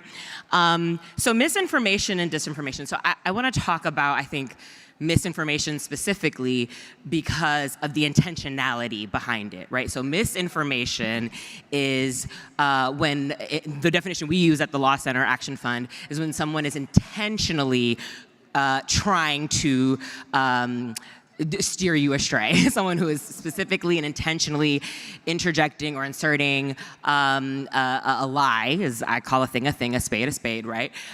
Into a conversation, whether that's about a public figure, whether it's about an issue, whether that's about an event that has happened, right? We've seen a lot of misinformation about actual verifiable events that have occurred in our world, in history.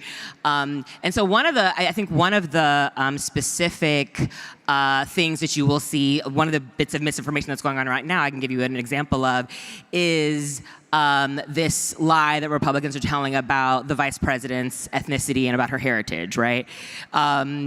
I don't think there's a single person on planet Earth who would encounter Kamala Devi Harris and be confused about exactly who she is and who she is.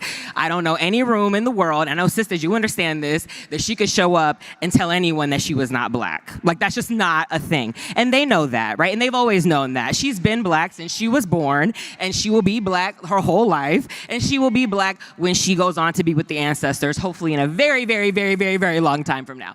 And so this thing that they're doing, right, as you've seen on TV, you've seen online, it's even started to infiltrate some of our group chats. I know y'all have seen this, right? Your WhatsApps, whatever. But is she black? Is she really black? Does she call herself black? Was she always black? Or as we've heard from our convicted felon former president, oh, well, she just became black. She turned black recently, right? Which is a lie. So that's, I think, a good example of misinformation that is kind of proliferating throughout this particular cycle. And I'll pass it to my other panelists to. Yeah, no, I'm going to go next to Congresswoman Crockett. Yes. And I think that you are someone who works in an environment much like mine, where there is a great deal of disinformation and misinformation that you must combat on the front line. So tell them a little bit about yourself, those who don't know, and then your definitions thereof. Thank you, Bakari. Good morning. Y'all can do better than that. We about to elect our first black woman president. That's right. Good morning. There we go. Listen, now I got to be on my best behavior so I won't be cussing up here because this is my pastor right here. Yes, it is. But no, listen, I am so excited to be here specifically with the Black Democrats. And yeah, they got me on the right panel. I did not quite know my schedule. I still don't know my schedule. But living a life in the 118th Congress ain't nothing but lies. I ain't even going to call it misinformation and disinformation because they lie. Right. That's what they do. And they intentionally do it, which is why I'm calling it a lie. As y'all know, I serve on or for those of you who don't know, let me back up. Let me not be presumptuous. My name is Jasmine Crockett. I am the freshman Congresswoman out of Dallas, Texas. And I currently serve on the Oversight Committee, the Agriculture Committee, and then I was added to the Weaponization Committee. Sigh. And so on the Agriculture Committee, it doesn't usually get too lit.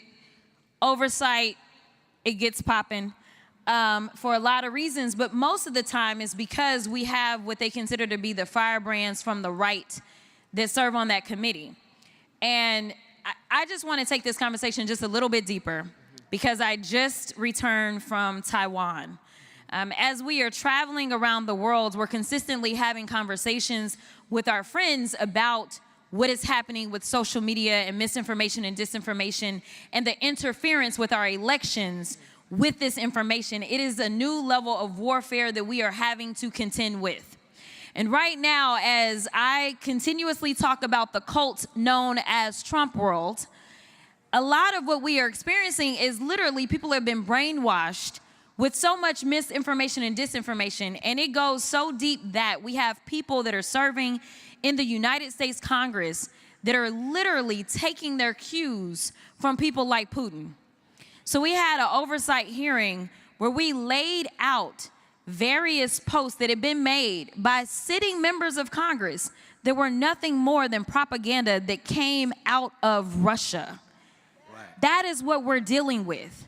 And so we're talking about people at the highest levels of the United States government that either are too ignorant to understand that they are literally becoming the puppets for someone like Putin. That's right. Or they just don't care. I don't really know, but either way, they have way too much power and they absolutely have way too large of a platform to be sitting where they are and being so irresponsible. So the one thing that I personally take it upon myself to do is to correct the record in real time. That's right. In real time. Right. I shut them down at every chance that I get with the lies that they come up with. So as we go into this election cycle, what I am charging you all with, because I can't fight everybody, is I need each and every one of you to understand that we have a responsibility to correct the record. Right. That is what we have a responsibility to do as good citizens of this country. Because there are those that try to act like we not even a part of this country when really we built it, that part. So to be clear, if we're going to specifically zone in on this election, because I am all the way in the zone and we only have about 78 days left, I want to make sure that I point out a couple of things that are specifically causing us problems within the Black community, and that is around her record. The earliest polling showed that our vice president was not necessarily hitting Obama's numbers when it came to Black folk. And I think a lot of it has to do with the fact that she's a prosecutor, or a former prosecutor, let me be clear, because she is currently not prosecuting, because, anyway. But nevertheless, we love Fani Willis. Can we show some love for Fani? We love Fani. Fani is our kind of prosecutor, right? Go and take down Trump's people so long as the corrupt judges stay out of the way. Same thing with Letitia James. Same thing with Alvin Bragg. Same thing with any prosecutor that has had the audacity to say that if an officer kills one of us, I'm going to show you better than I can tell you that Black Lives Matter. That's right. This is the kind of prosecutor that Kamala Harris was before we even recognized that we needed that kind of prosecutor. So I want people to understand that, number one, there's all this stuff going around how she locked up everybody. Well, first of all, a prosecutor's job is to be a cop. I mean, I'm just saying. And some people got to go to prison. As a former criminal defense attorney, y'all, I'm just being honest. Some people got to go to jail. Okay. Let's clear that up, all right? But it's about what type of prosecutor. Are we talking about somebody that just because you walk in and you Black, you absolutely about to get buried under the jail? Or is she going to give you a chance? Is she going to recognize your humanity? And that is what she has done. So she started the Back on Track program before we even knew what a progressive prosecutor was. That's right. What this was recognizing that in this world, the real world that we live in, if you end up with the F on your chest, you don't somehow become the most powerful person in the world, but instead you are denied access to housing, you are denied access to education, you are denied access to jobs. She understood that, and so she gave people another chance. That was a diversion program. That's number one. Number two, when it comes down to body cams, we all saw, please tell me you know the name Sonia Massey. Yes. Sonia Massey, the reason that we know that they killed her with no justification is because we had video footage. She was the very first person, the first attorney general in the country to order that her agency, a state agency, wear body cams. So you tell me if she is our kind of prosecutor. So as they go out and they spread this misinformation, I'm gonna need y'all to help me in correcting the record, and that's all I'm gonna say. I know, see, Bakari looking at me. I'm gonna reclaim my time. Next, I wanna have one of all of our heroes who always is very smart and does a good word without even asking, but Dr. Frederick Haynes to a sobering reality of who he is and also his definition and the impact that he sees in his space with misinformation and disinformation, because I think one of the things that we haven't really honed in on is misinformation and disinformation aren't necessarily the same thing. That's but I will right. let you go ahead and take the people wherever you want them to go. Right, thank you. And thank you for your leadership, man. You always show up That's right. for us, and we respect and appreciate you and all that you do.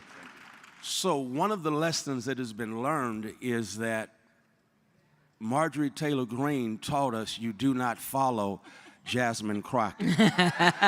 And so as her pastor, I feel at a disadvantage following her, and Marjorie Taylor Greene would testify you do not follow Jasmine Crockett because you have bleached blonde. Y'all got it.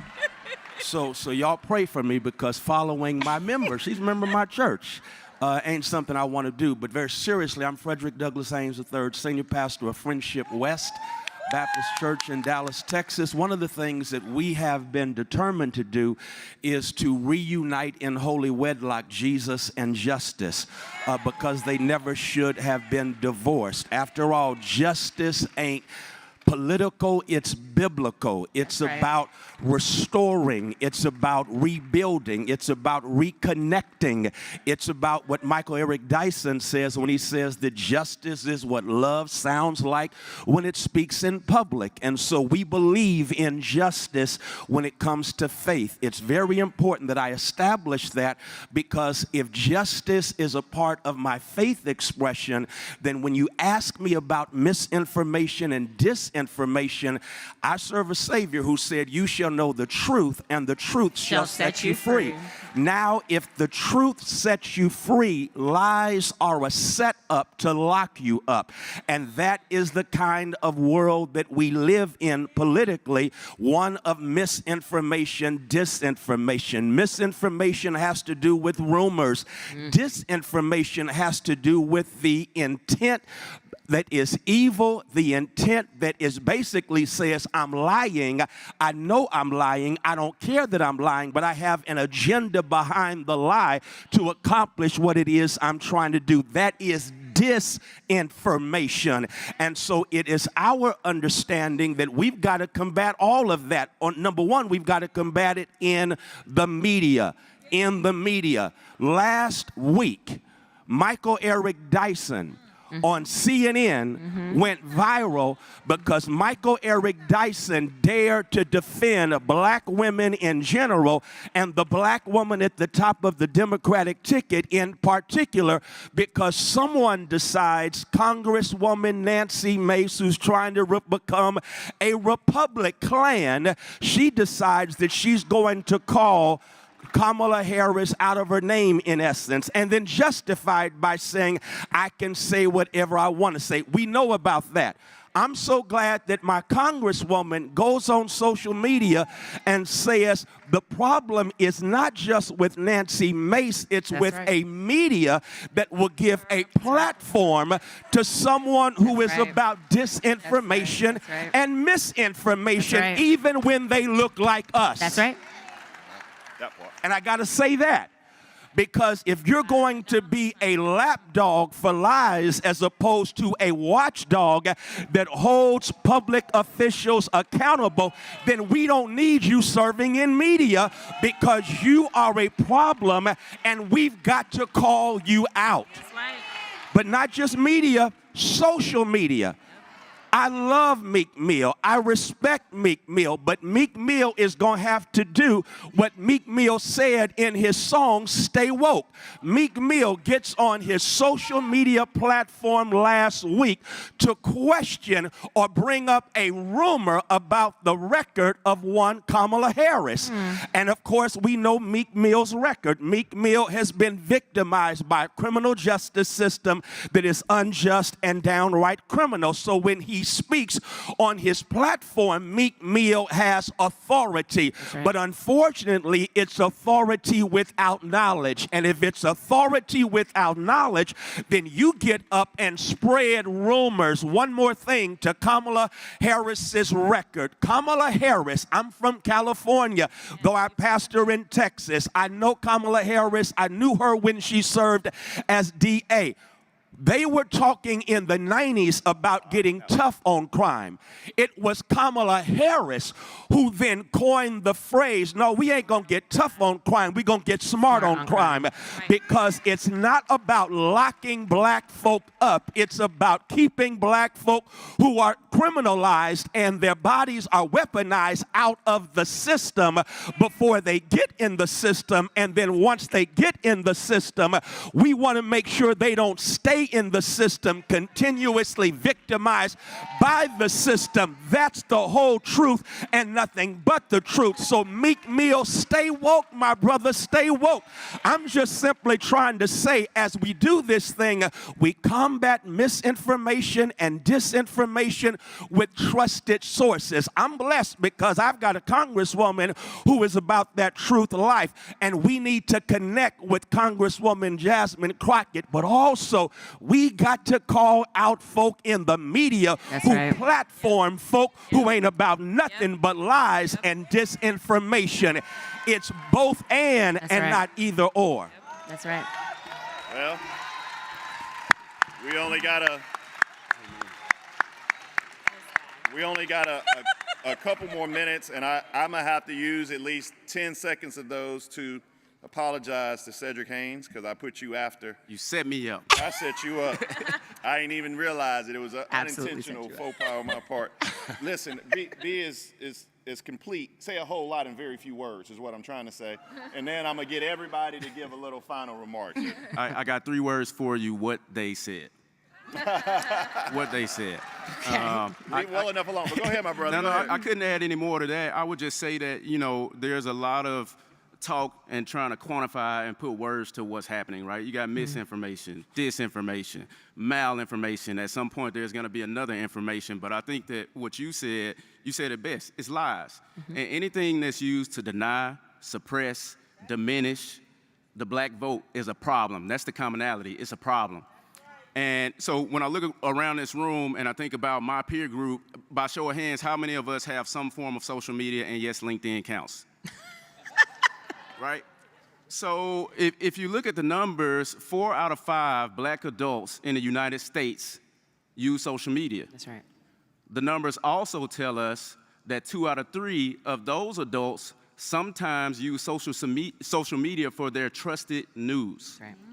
That's right. So what does that mean? It means we're living in uncharted territory, right? Because there was a time when my folks would always tell me seeing is believing. That is no longer the case when it comes to this election. And a lot of what we're talking about is in the context of what's happening at the top of the ticket. Millions and millions and millions of people voting. What we don't talk enough about when it comes to mis and disinformation or whatever we want to call it is the impacts that it's going to have in the down ballot races. Amen. Where the margins are thinner. So think about your council, think about your state representatives, the local votes. There's a very, very real chance that mis or disinformation could absolutely swing an election. That's right. And that's concerning. So it's incumbent on all of us to be the trusted messengers that we are and that we are expected to be. Because even though 60, 70% of those adults say I sometimes use social media as my news source, even more of those adults trust their friends and their communities and word of mouth to receive information. So what do you do when your community is also receiving information for social media? So it's a tremendous problem. And again, just echoing everything that y'all said, I don't have to spend no more time on this. Amen. So listen, first of all, I do want to say 2 things, a point of personal privilege. First, there are a lot of people in this room that I just utterly admire. And I know we've done it already, but I would just like to, one more time, if we've already done it, have the members of Congress who are in here with us in the CBC, I know I see a couple of them, just stand up for me real quick and just let us just shower them.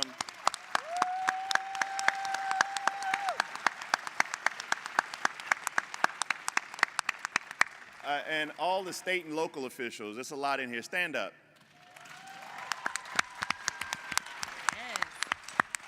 And the reason I do that often is because, you know, I'm from the South, and you know, down South we say you got to give people their flowers while they're living. Right.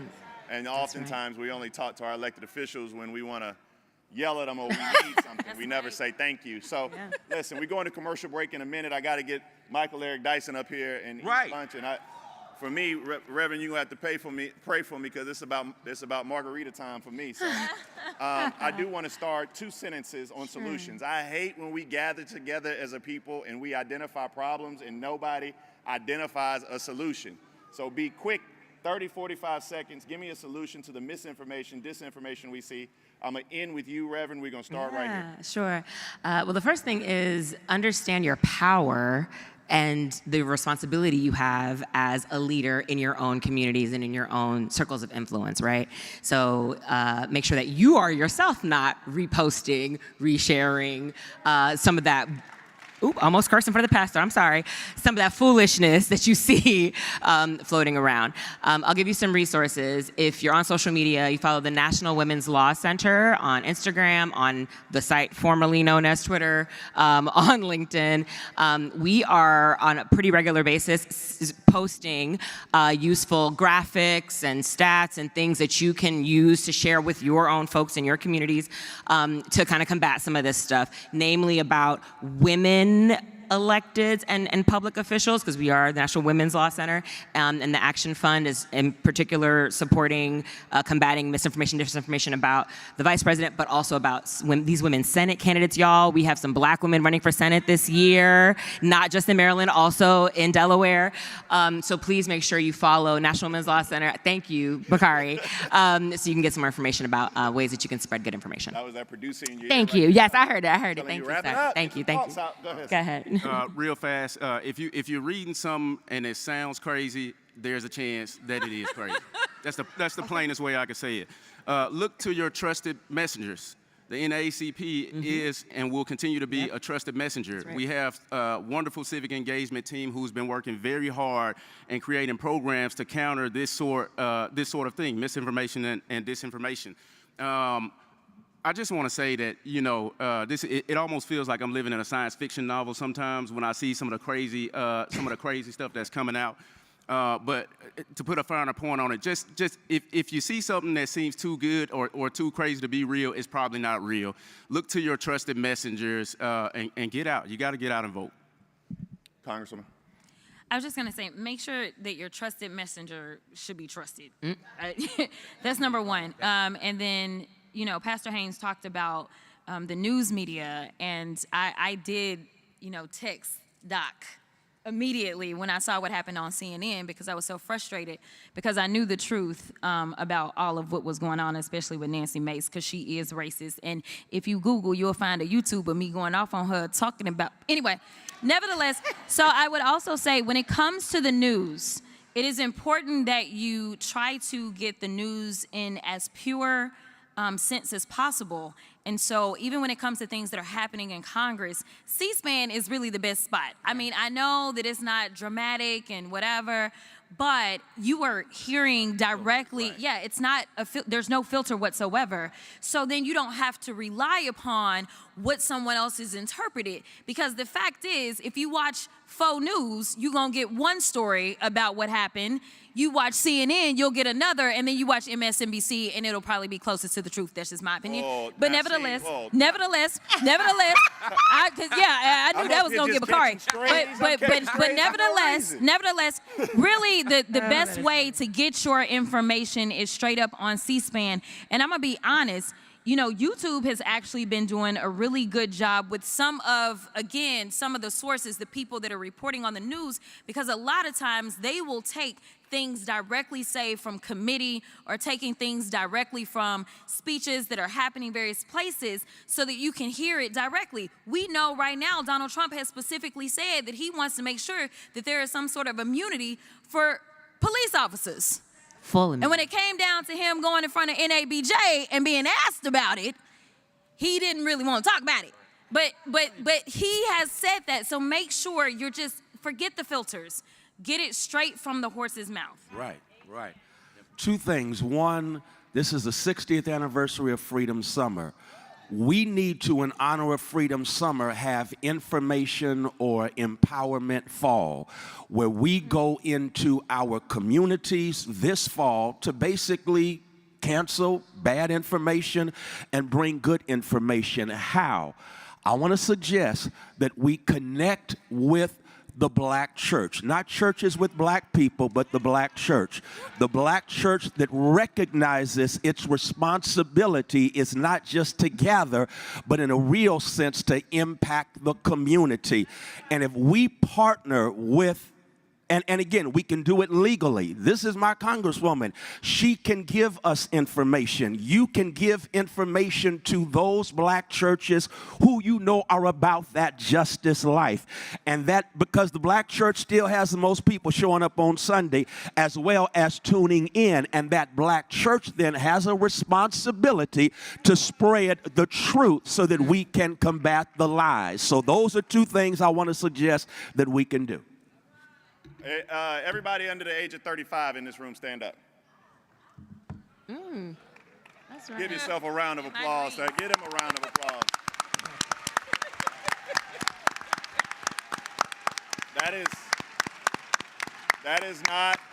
I want you to know that's not the future, that's the right now.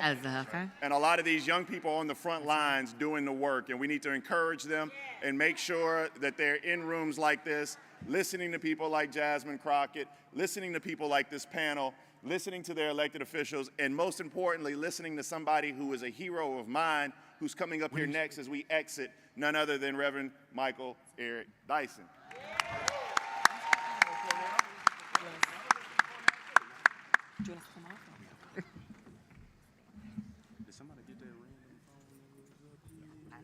Did you guys get the good information? Aren't they wonderful? Have this been educational? That's what I try to do, is give you information. Now we're gonna have the baddest black poster in the country. Cornell Belcher, you probably see him on CNN and MSNBC.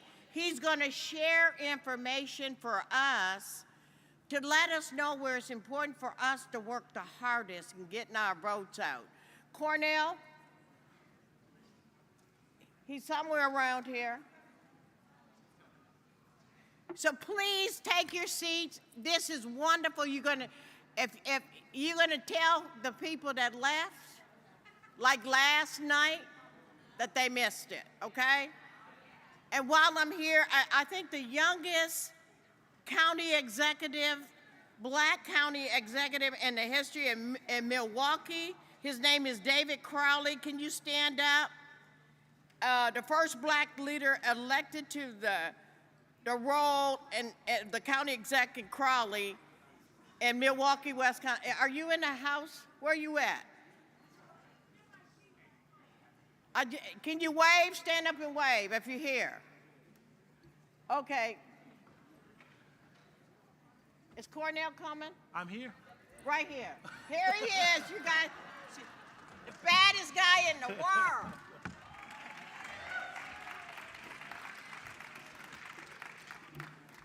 I appreciate it. I'm going to run through some data for you because that's what I do. I'm a pollster. I run through data. And it's not going to be as sexy as and as interesting as the other panels, but hopefully it's informative. You know, I'm picking up on some of the themes that I've heard here today, and I actually sort of, you know, one of my favorite albums growing up was Fear of a Black Planet, and it's become to fruition as it's become Fear of the Black Vote. And if you listen to what the panels were talking about earlier today about sort of the voter suppression that's happening and sort of the attacks on voting and the purging of voters from the voter file, it's fear of the power of the brown vote. And you have to understand, we are the majority right now, right? If you look at the coalition that Obama had, the coalition that Biden had, and the coalition that the vice president's going to have, we are, in fact, the majority if we turn out and vote. One of the, you know, I had the pleasure of working on both of the Obama campaigns, and in 2008, You know, the idea of electing an African American with a Muslim sounding name who had just been in the Senate for a little while was a crazy thought. But from the very beginning of that conversation, then Senator Obama talked about building a movement. And as you all know, a movement isn't just about politics.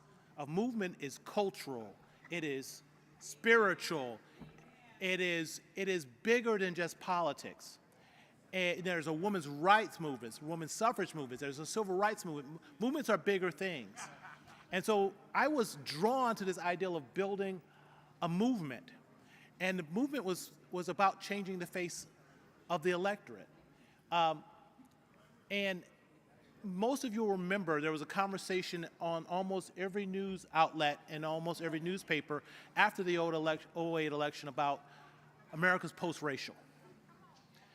A lot of post-racial conversations. I was in Paris when I found out America's post-racial.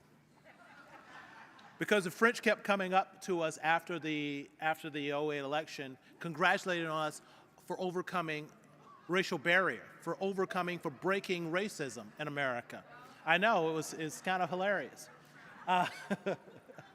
But it wasn't a racial breakthrough. It wasn't a post-racial breakthrough. It was a breakthrough, but it was a demographic breakthrough. The difference between John Kerry losing an election before and Barack Obama winning with a majority in the election just thereafter wasn't a racial breakthrough, it was a black power breakthrough. The difference between that election and John Kerry's election was about 5 million more people of color, about 5 million more black people. This is one of my favorite graphs that I love to lecture on throughout I love to lecture on because some of us need to level set. And the truth of the matter is, Democrats have not won a majority of white voters since LBJ signed the civil rights legislation, and he said, there goes the South. What he really could have said was, there goes the white vote. Not for a decade, but quite frankly, several decades. And if you look at this graphic, you can see that we have not won white voters since that time. And you would think that we'd be getting closer to parity, that line would be coming closer, that we'd be winning more white voters, but we're not. We're not winning more white voters. I mean, look at what Barack Obama did in 12 in the re-elect, 39%, on his way to another majority, right?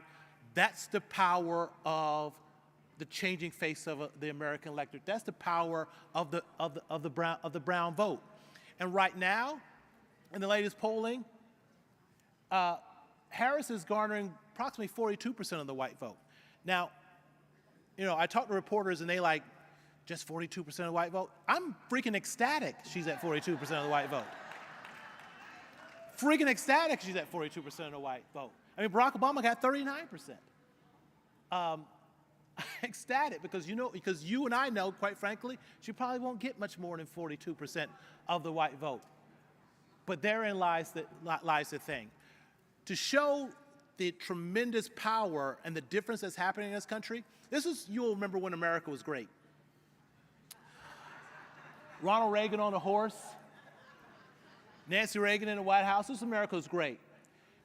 59%, Ronald Reagan got 59% of the white vote in 1980, and it was a complete landslide, one of the largest landslides we've seen in modern time, right? 59% of the white vote. Mitt Romney got 59% of the white vote, and it was a landslide in the other direction. That's the power that you all have. That's the power of the changing face of America. And that's the power that we have to realize every election, but it's hard, right? And actually, I remember being back then I was on CNN, and all of the Republican pundits were, and the Romney, I had friends that were working on the Romney campaign, we'd done work with them in corporate stuff, and they thought for sure Romney was going to win because they knew they matched Ronald Reagan's number among white voters, and they didn't think that brown people would show back up the way they did in 2008. They said they don't have the energy a motivation that you had in '08.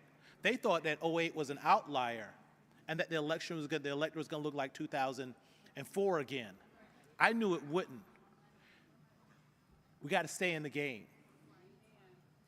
Now, here's a little secret that I don't think some of our Trump friends understand. America's not getting whiter. America is not getting whiter. And in fact, every election now, every presidential election now, the electorate should be about 2 or 3 points browner. So you see here in 2020 where it was, 66, 67%? If we do what we're supposed to do, that electorate probably should be around 64% white. It's shrinking. And as it shrinks, the power of the voters of color come more online. That's why they're trying to stop you from voting. But here's the thing. Here's turnout. And this is what these numbers sort of really mean. As America changes, look, you see 2018 was an outlier because we had not seen that sort of turnout in a midterm before, right? Typically in a midterm, you get roughly in the low 40s. And Republicans were able to generate wave elections, right? I was around in 2010. Most of you were around in 2010. You know that was an ass kicking. That was a wave. We lost big seats in 2010. We lost seats in 2014. Look at where the turnout is. But look at what happened in the turnout in 2018. Look at what happened in the turnout, didn't reach 2018, but look at what happened in the turnout in 2022, when they were supposed to have, again, another red wave. As their share of the electorate shrinks, the larger the turnout, the more difficult, if not impossible, it becomes for them to generate a wave because they're not a majority. It becomes harder and harder for them to generate a majority. When was the last time a Republican actually won a majority in this country? Right, I'll wait, it's been a while. Nonetheless, a back-to-back. And it's going to be even a longer time because the numbers are going in the wrong direction for them. But here's the problem, and this is what we got to do. In 2008 and 2012, in the shadow of anniversary of the civil rights legislation, the black voter in America became the most likely voter in the country. Amen. It's important. The most likely voter in the country looked like you. Amen. And that was powerful. What's happened since then? We got to do better. We got to do better. Yes, we will do better. Because if the black voter is the most likely voter in this coming election, with the growth and the share of the brown electorate, again, I'm not doing spin, I'm just doing math. They can't generate a majority. They cannot win. They cannot win. The simplest thing I'll tell you about the election, there's, a lot of us on television, my professor's on television all the time, we do a lot of spinning and there's a lot of breaking down. It's as simple as this. If our turnout comes anywhere close to 65, 66, 67%, it's done. It's done. Because they literally can't get there. It's just that simple. It is on us. And part of the conversation earlier was about how young voters don't think they have power, right? They don't think they have power, and they don't think their vote matters or their vote, think the vote counts. What we have to have them understand is, look, there's not a more powerful, more relevant voter anywhere in the world than that 23, 24-year-old African-American woman or 23, 24-year-old African-American man walking around Atlanta. You know why? Because that 23 or 24-year-old has the power to decide who is the president of the United States and therefore the ruler of the Western world. That 23-year-old in China can't do that. That 24-year-old in Paris can't do that. There is no more powerful young person in the world than a young person of color walking around these states. And they got to understand their power. Now, some context. I don't know if you all noticed, but some things have changed over the last couple of weeks. And I'm beginning to sort of see in the data, and you can feel it, a movement that's perhaps afoot. Something's happening that feels and looks different. Now, as an Obama alum, be careful, because, you know, we take it real personal when you start talking about movements and energy. But so don't tell my Obama alum friends and family, but this feels like '08.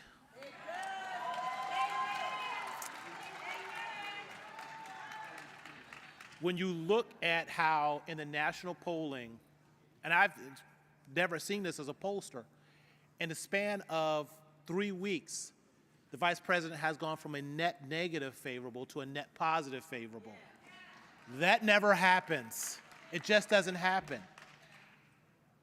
And it wasn't like we all spent $100 million in 3 weeks to change it. No, it was you who changed it. It was you who changed it. It was you who took it to your communities. It was you who did the videos. It was you on Facebook. It was you uplifting Harris. It wasn't the well-paid media consultants making fancy ads. No, it was you, the grassroots. And in the end, it's going to be you, the grassroots, that takes her over the top. Motivation. You hear a lot of conversation about motivation. Pieces of this are moving in place. Because in some cases, I'm seeing, if you go back to and this is African-American voters here, if you go back to 2 months ago when I was asking this measure among African-Americans in battlegrounds, it did not look like 2020. It looked similar to 2016. Now, it's moving in the right direction. But we still got work to do. Because you know who's still not well positioned for mobilization? Still our younger voters. And particularly our younger male voters, who we've got to do a better job of reaching and talking to. On the importance of the election, another key measurement. I've seen this number increase by tenfold. It's coming, it's beginning, some of the numbers are really beginning to sort of get in line and look like they looked in '08. I know I get in trouble for saying that. When we ask voters about the importance of the elections, why they think it's more important now, it's about the candidate, but it's also about Trump. Also over the last month or so, people have been seeing more and more of Trump, and I didn't think he could get any more less popular, but he's growing even less popular. When you ask about racism in America, and this is the sort of thing, I know some of my pundit friends want to say, oh, it's the economy, it's always the economy. It's the economy, Cornell, it's the economy, and we have all these conversations about the economy. No, for us, it's the racism, stupid. It is the racism. And we understand that racism is tied to economics. So you can't even have a conversation with us about economics unless you understand the context of racism.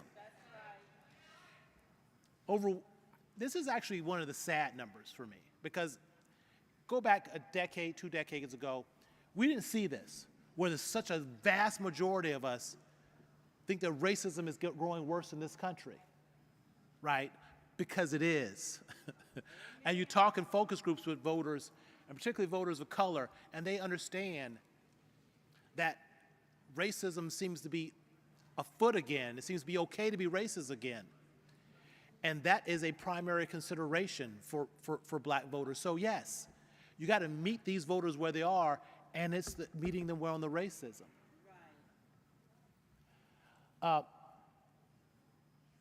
When we ask them what the election should be about,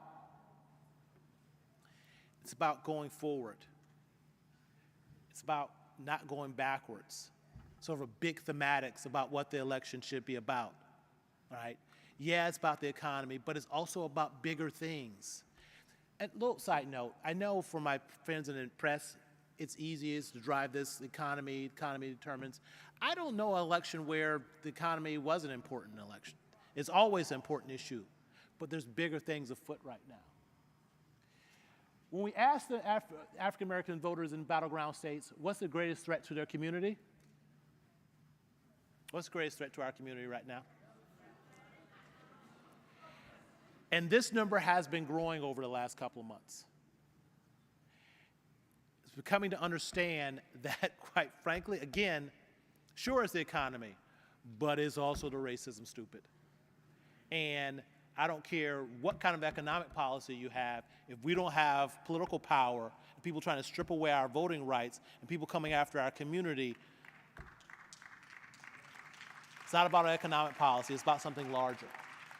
Now, even for our Democratic friends, and I want them to understand this, even for them, when you test the economic, sort of typical Democrat economic stance versus the Democrat who's fighting racism, the majority of African Americans fall on the side of race, the candidate fighting racism. Now, understand also at the same time, there's no more an economically anxious voter in the country than an African American voter, but it's about the racism. One of the things that I do want to point out here, and again, this is amazing because I've never seen this before. This is among African Americans in the battleground states, where over the last couple of weeks, the vice president's numbers have jumped in a way that are historic. Black folks are rallying around her in a way that is quite frankly historic. However, we still got a lot of work to do. We still got a lot of work to do. Now, she is right now in the battleground states among African Americans. I love Joe Biden. We honor Joe Biden.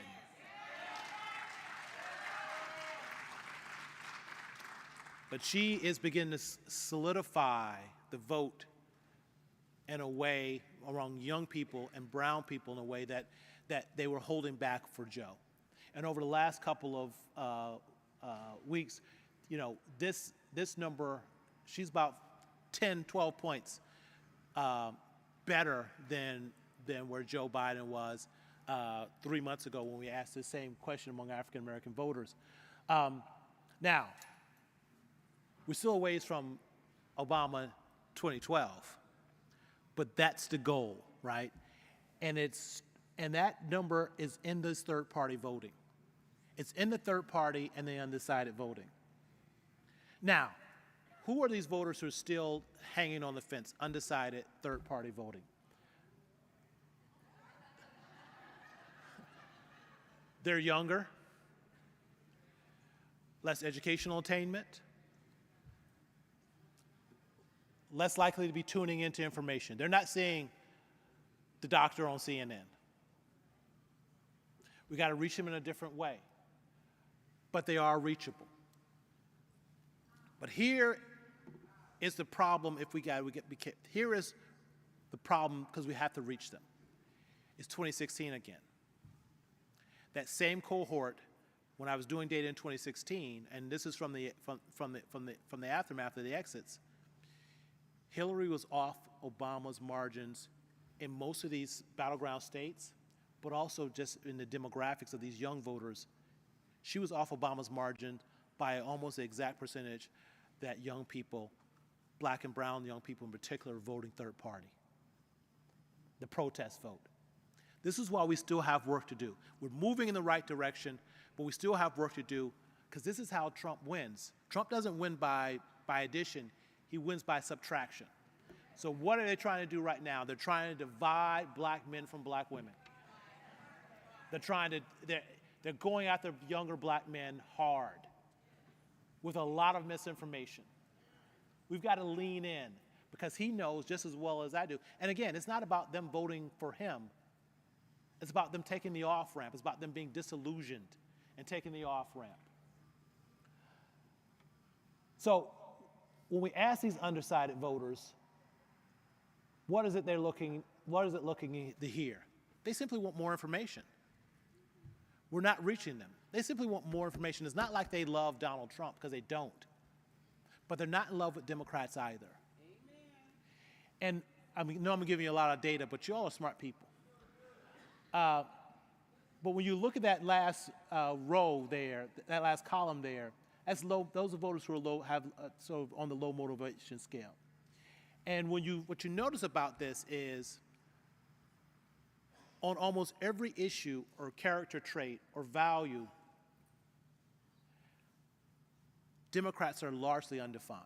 They don't necessarily think Democrats are fighting for them or their communities. We got a job to do to turn that around, because if you look at what Biden and the vice president have been doing and been fighting for, again, I'm an Obama guy, so I got to be careful. But I think Biden-Harris has a better story to tell in the re-elect than we did in 12.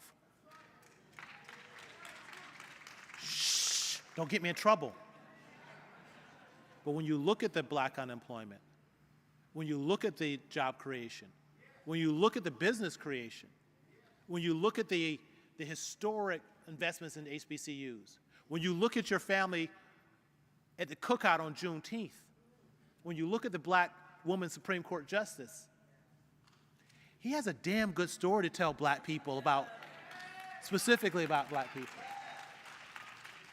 Now, this is something that's at a particular annoyance to me, because this is what I'm talking about. It is this conversation about how black men are failing, right? And it's bullshit. If you look back over the and it's cherry picking some polling. Y'all I'm a pollster, but y'all pay way too much attention to polls. Polls are going to continue to move. They're cherry picking certain polls. Truth of the matter is, on election day, when you look at the poll, the actual how they're voting, the average over the last 4 decades has been roughly 14% voting Republican. And all of a sudden, we're supposed to believe that a candidate who most of us understand is racist is somehow going to break a historical mark of over 20%. Better than George Bush, who actually kind of had an outreach effort. No. And this is the part that really galls me.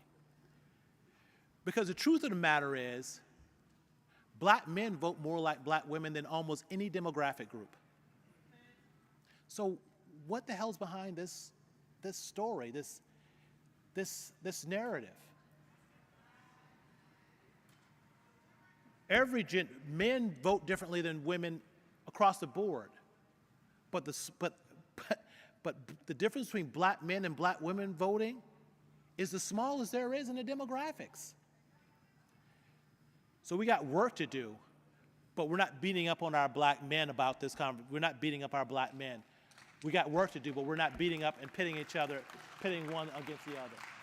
Now, this is the issue, and I'm going to end it here, because this is the work we have to do. Because this encapsulates what I hear in focus groups all the time. And is that Democrats show up, they have great policy, great ideals, and we're like, yes, we want those policies. I hear in focus groups all the time how I voted for Joe Biden because of student loan debt. And then I hear he's done nothing around student loan debt. And I have to scratch my head. Thank you. Talk to your friends. So it's this cyclical thing about cynicism, where they vote for something, they don't think they get anything out of the vote, So why am I voting? My vote doesn't have power, and then Republicans come in and fill the void with misinformation. If I hear another focus group participant, sort of young person, talking about these houses that the government are giving immigrants, y'all laugh, I hear it. They're literally giving houses to immigrants, is what they've been told. Shit's crazy. We've got to do a better job of meeting these young voters where they are. And like every other panel showed you and talked about you earlier today, it's increasingly on social media. It's increasingly in your hands, the power. Look, this campaign is going to spend a lot of money on television. But you all are more powerful than the media consultants making ads on television. The most powerful things that has moved Vice President Harris over his last 3 weeks hasn't been anything that a media consultant has made. It's been those videos and those memes that you all been making and been lifting her up. Continue to lift her up. And let's mobilize and turn out. Thank you. Thank you. Woo. You are just awesome. You're just so awesome. Is he awesome or what? Isn't he awesome? Ooh, maybe we may have you back on Wednesday. Data's awesome. What? Well, this is our last voice because he got 3 minutes. I want to introduce my team here to Dewana, Aisha, Tammy Davis, Will, all my executive team. Will, stand up, Coleman, who is my co-chair for helping me do all these events this week. Thank you, Will. Thank all of you DNC members. Dr. Eric Dyson gonna shut us down, okay?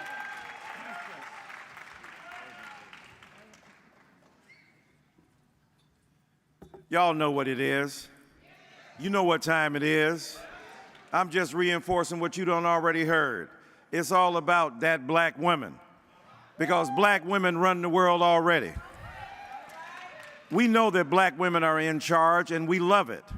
For those who are mad that Kamala ain't doing what you want her to do, imagine a world where an orange apparition has assaulted your sensibilities. We done seen what this man gonna do, and he's threatening to do more.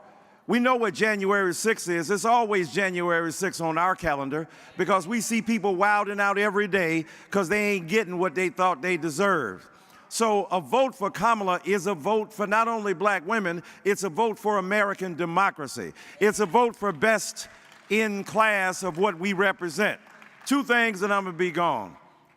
First of all, for those who are mad that Kamala is a prosecutor or was a prosecutor, you heard the Congresswoman already say, we got neighborhoods where we depend upon the intervention of the police state in order to preserve some kind of dignity.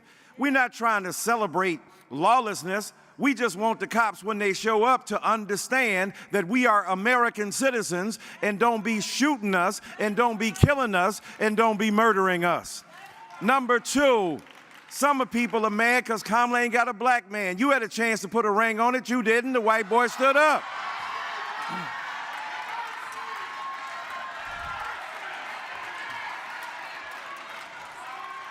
Number 3, y'all think, oh my God, you upset with what's going on in the Middle East, so am I. You understand the vicious indifference to the lives of people who have been minoritized, I get it. But if you think that's a trouble now, if you elect somebody else beyond her, what do you think is going to happen?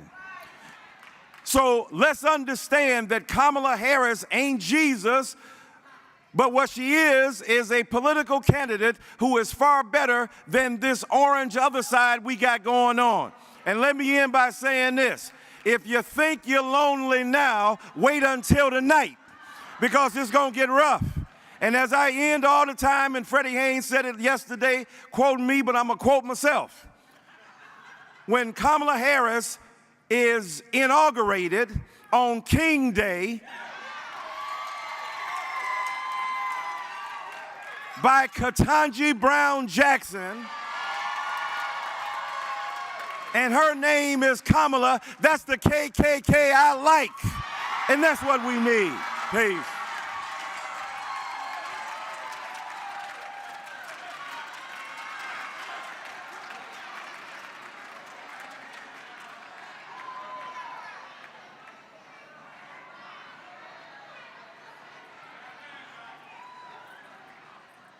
Okay, I'll see you guys on Wednesday. Come early. We got a great team.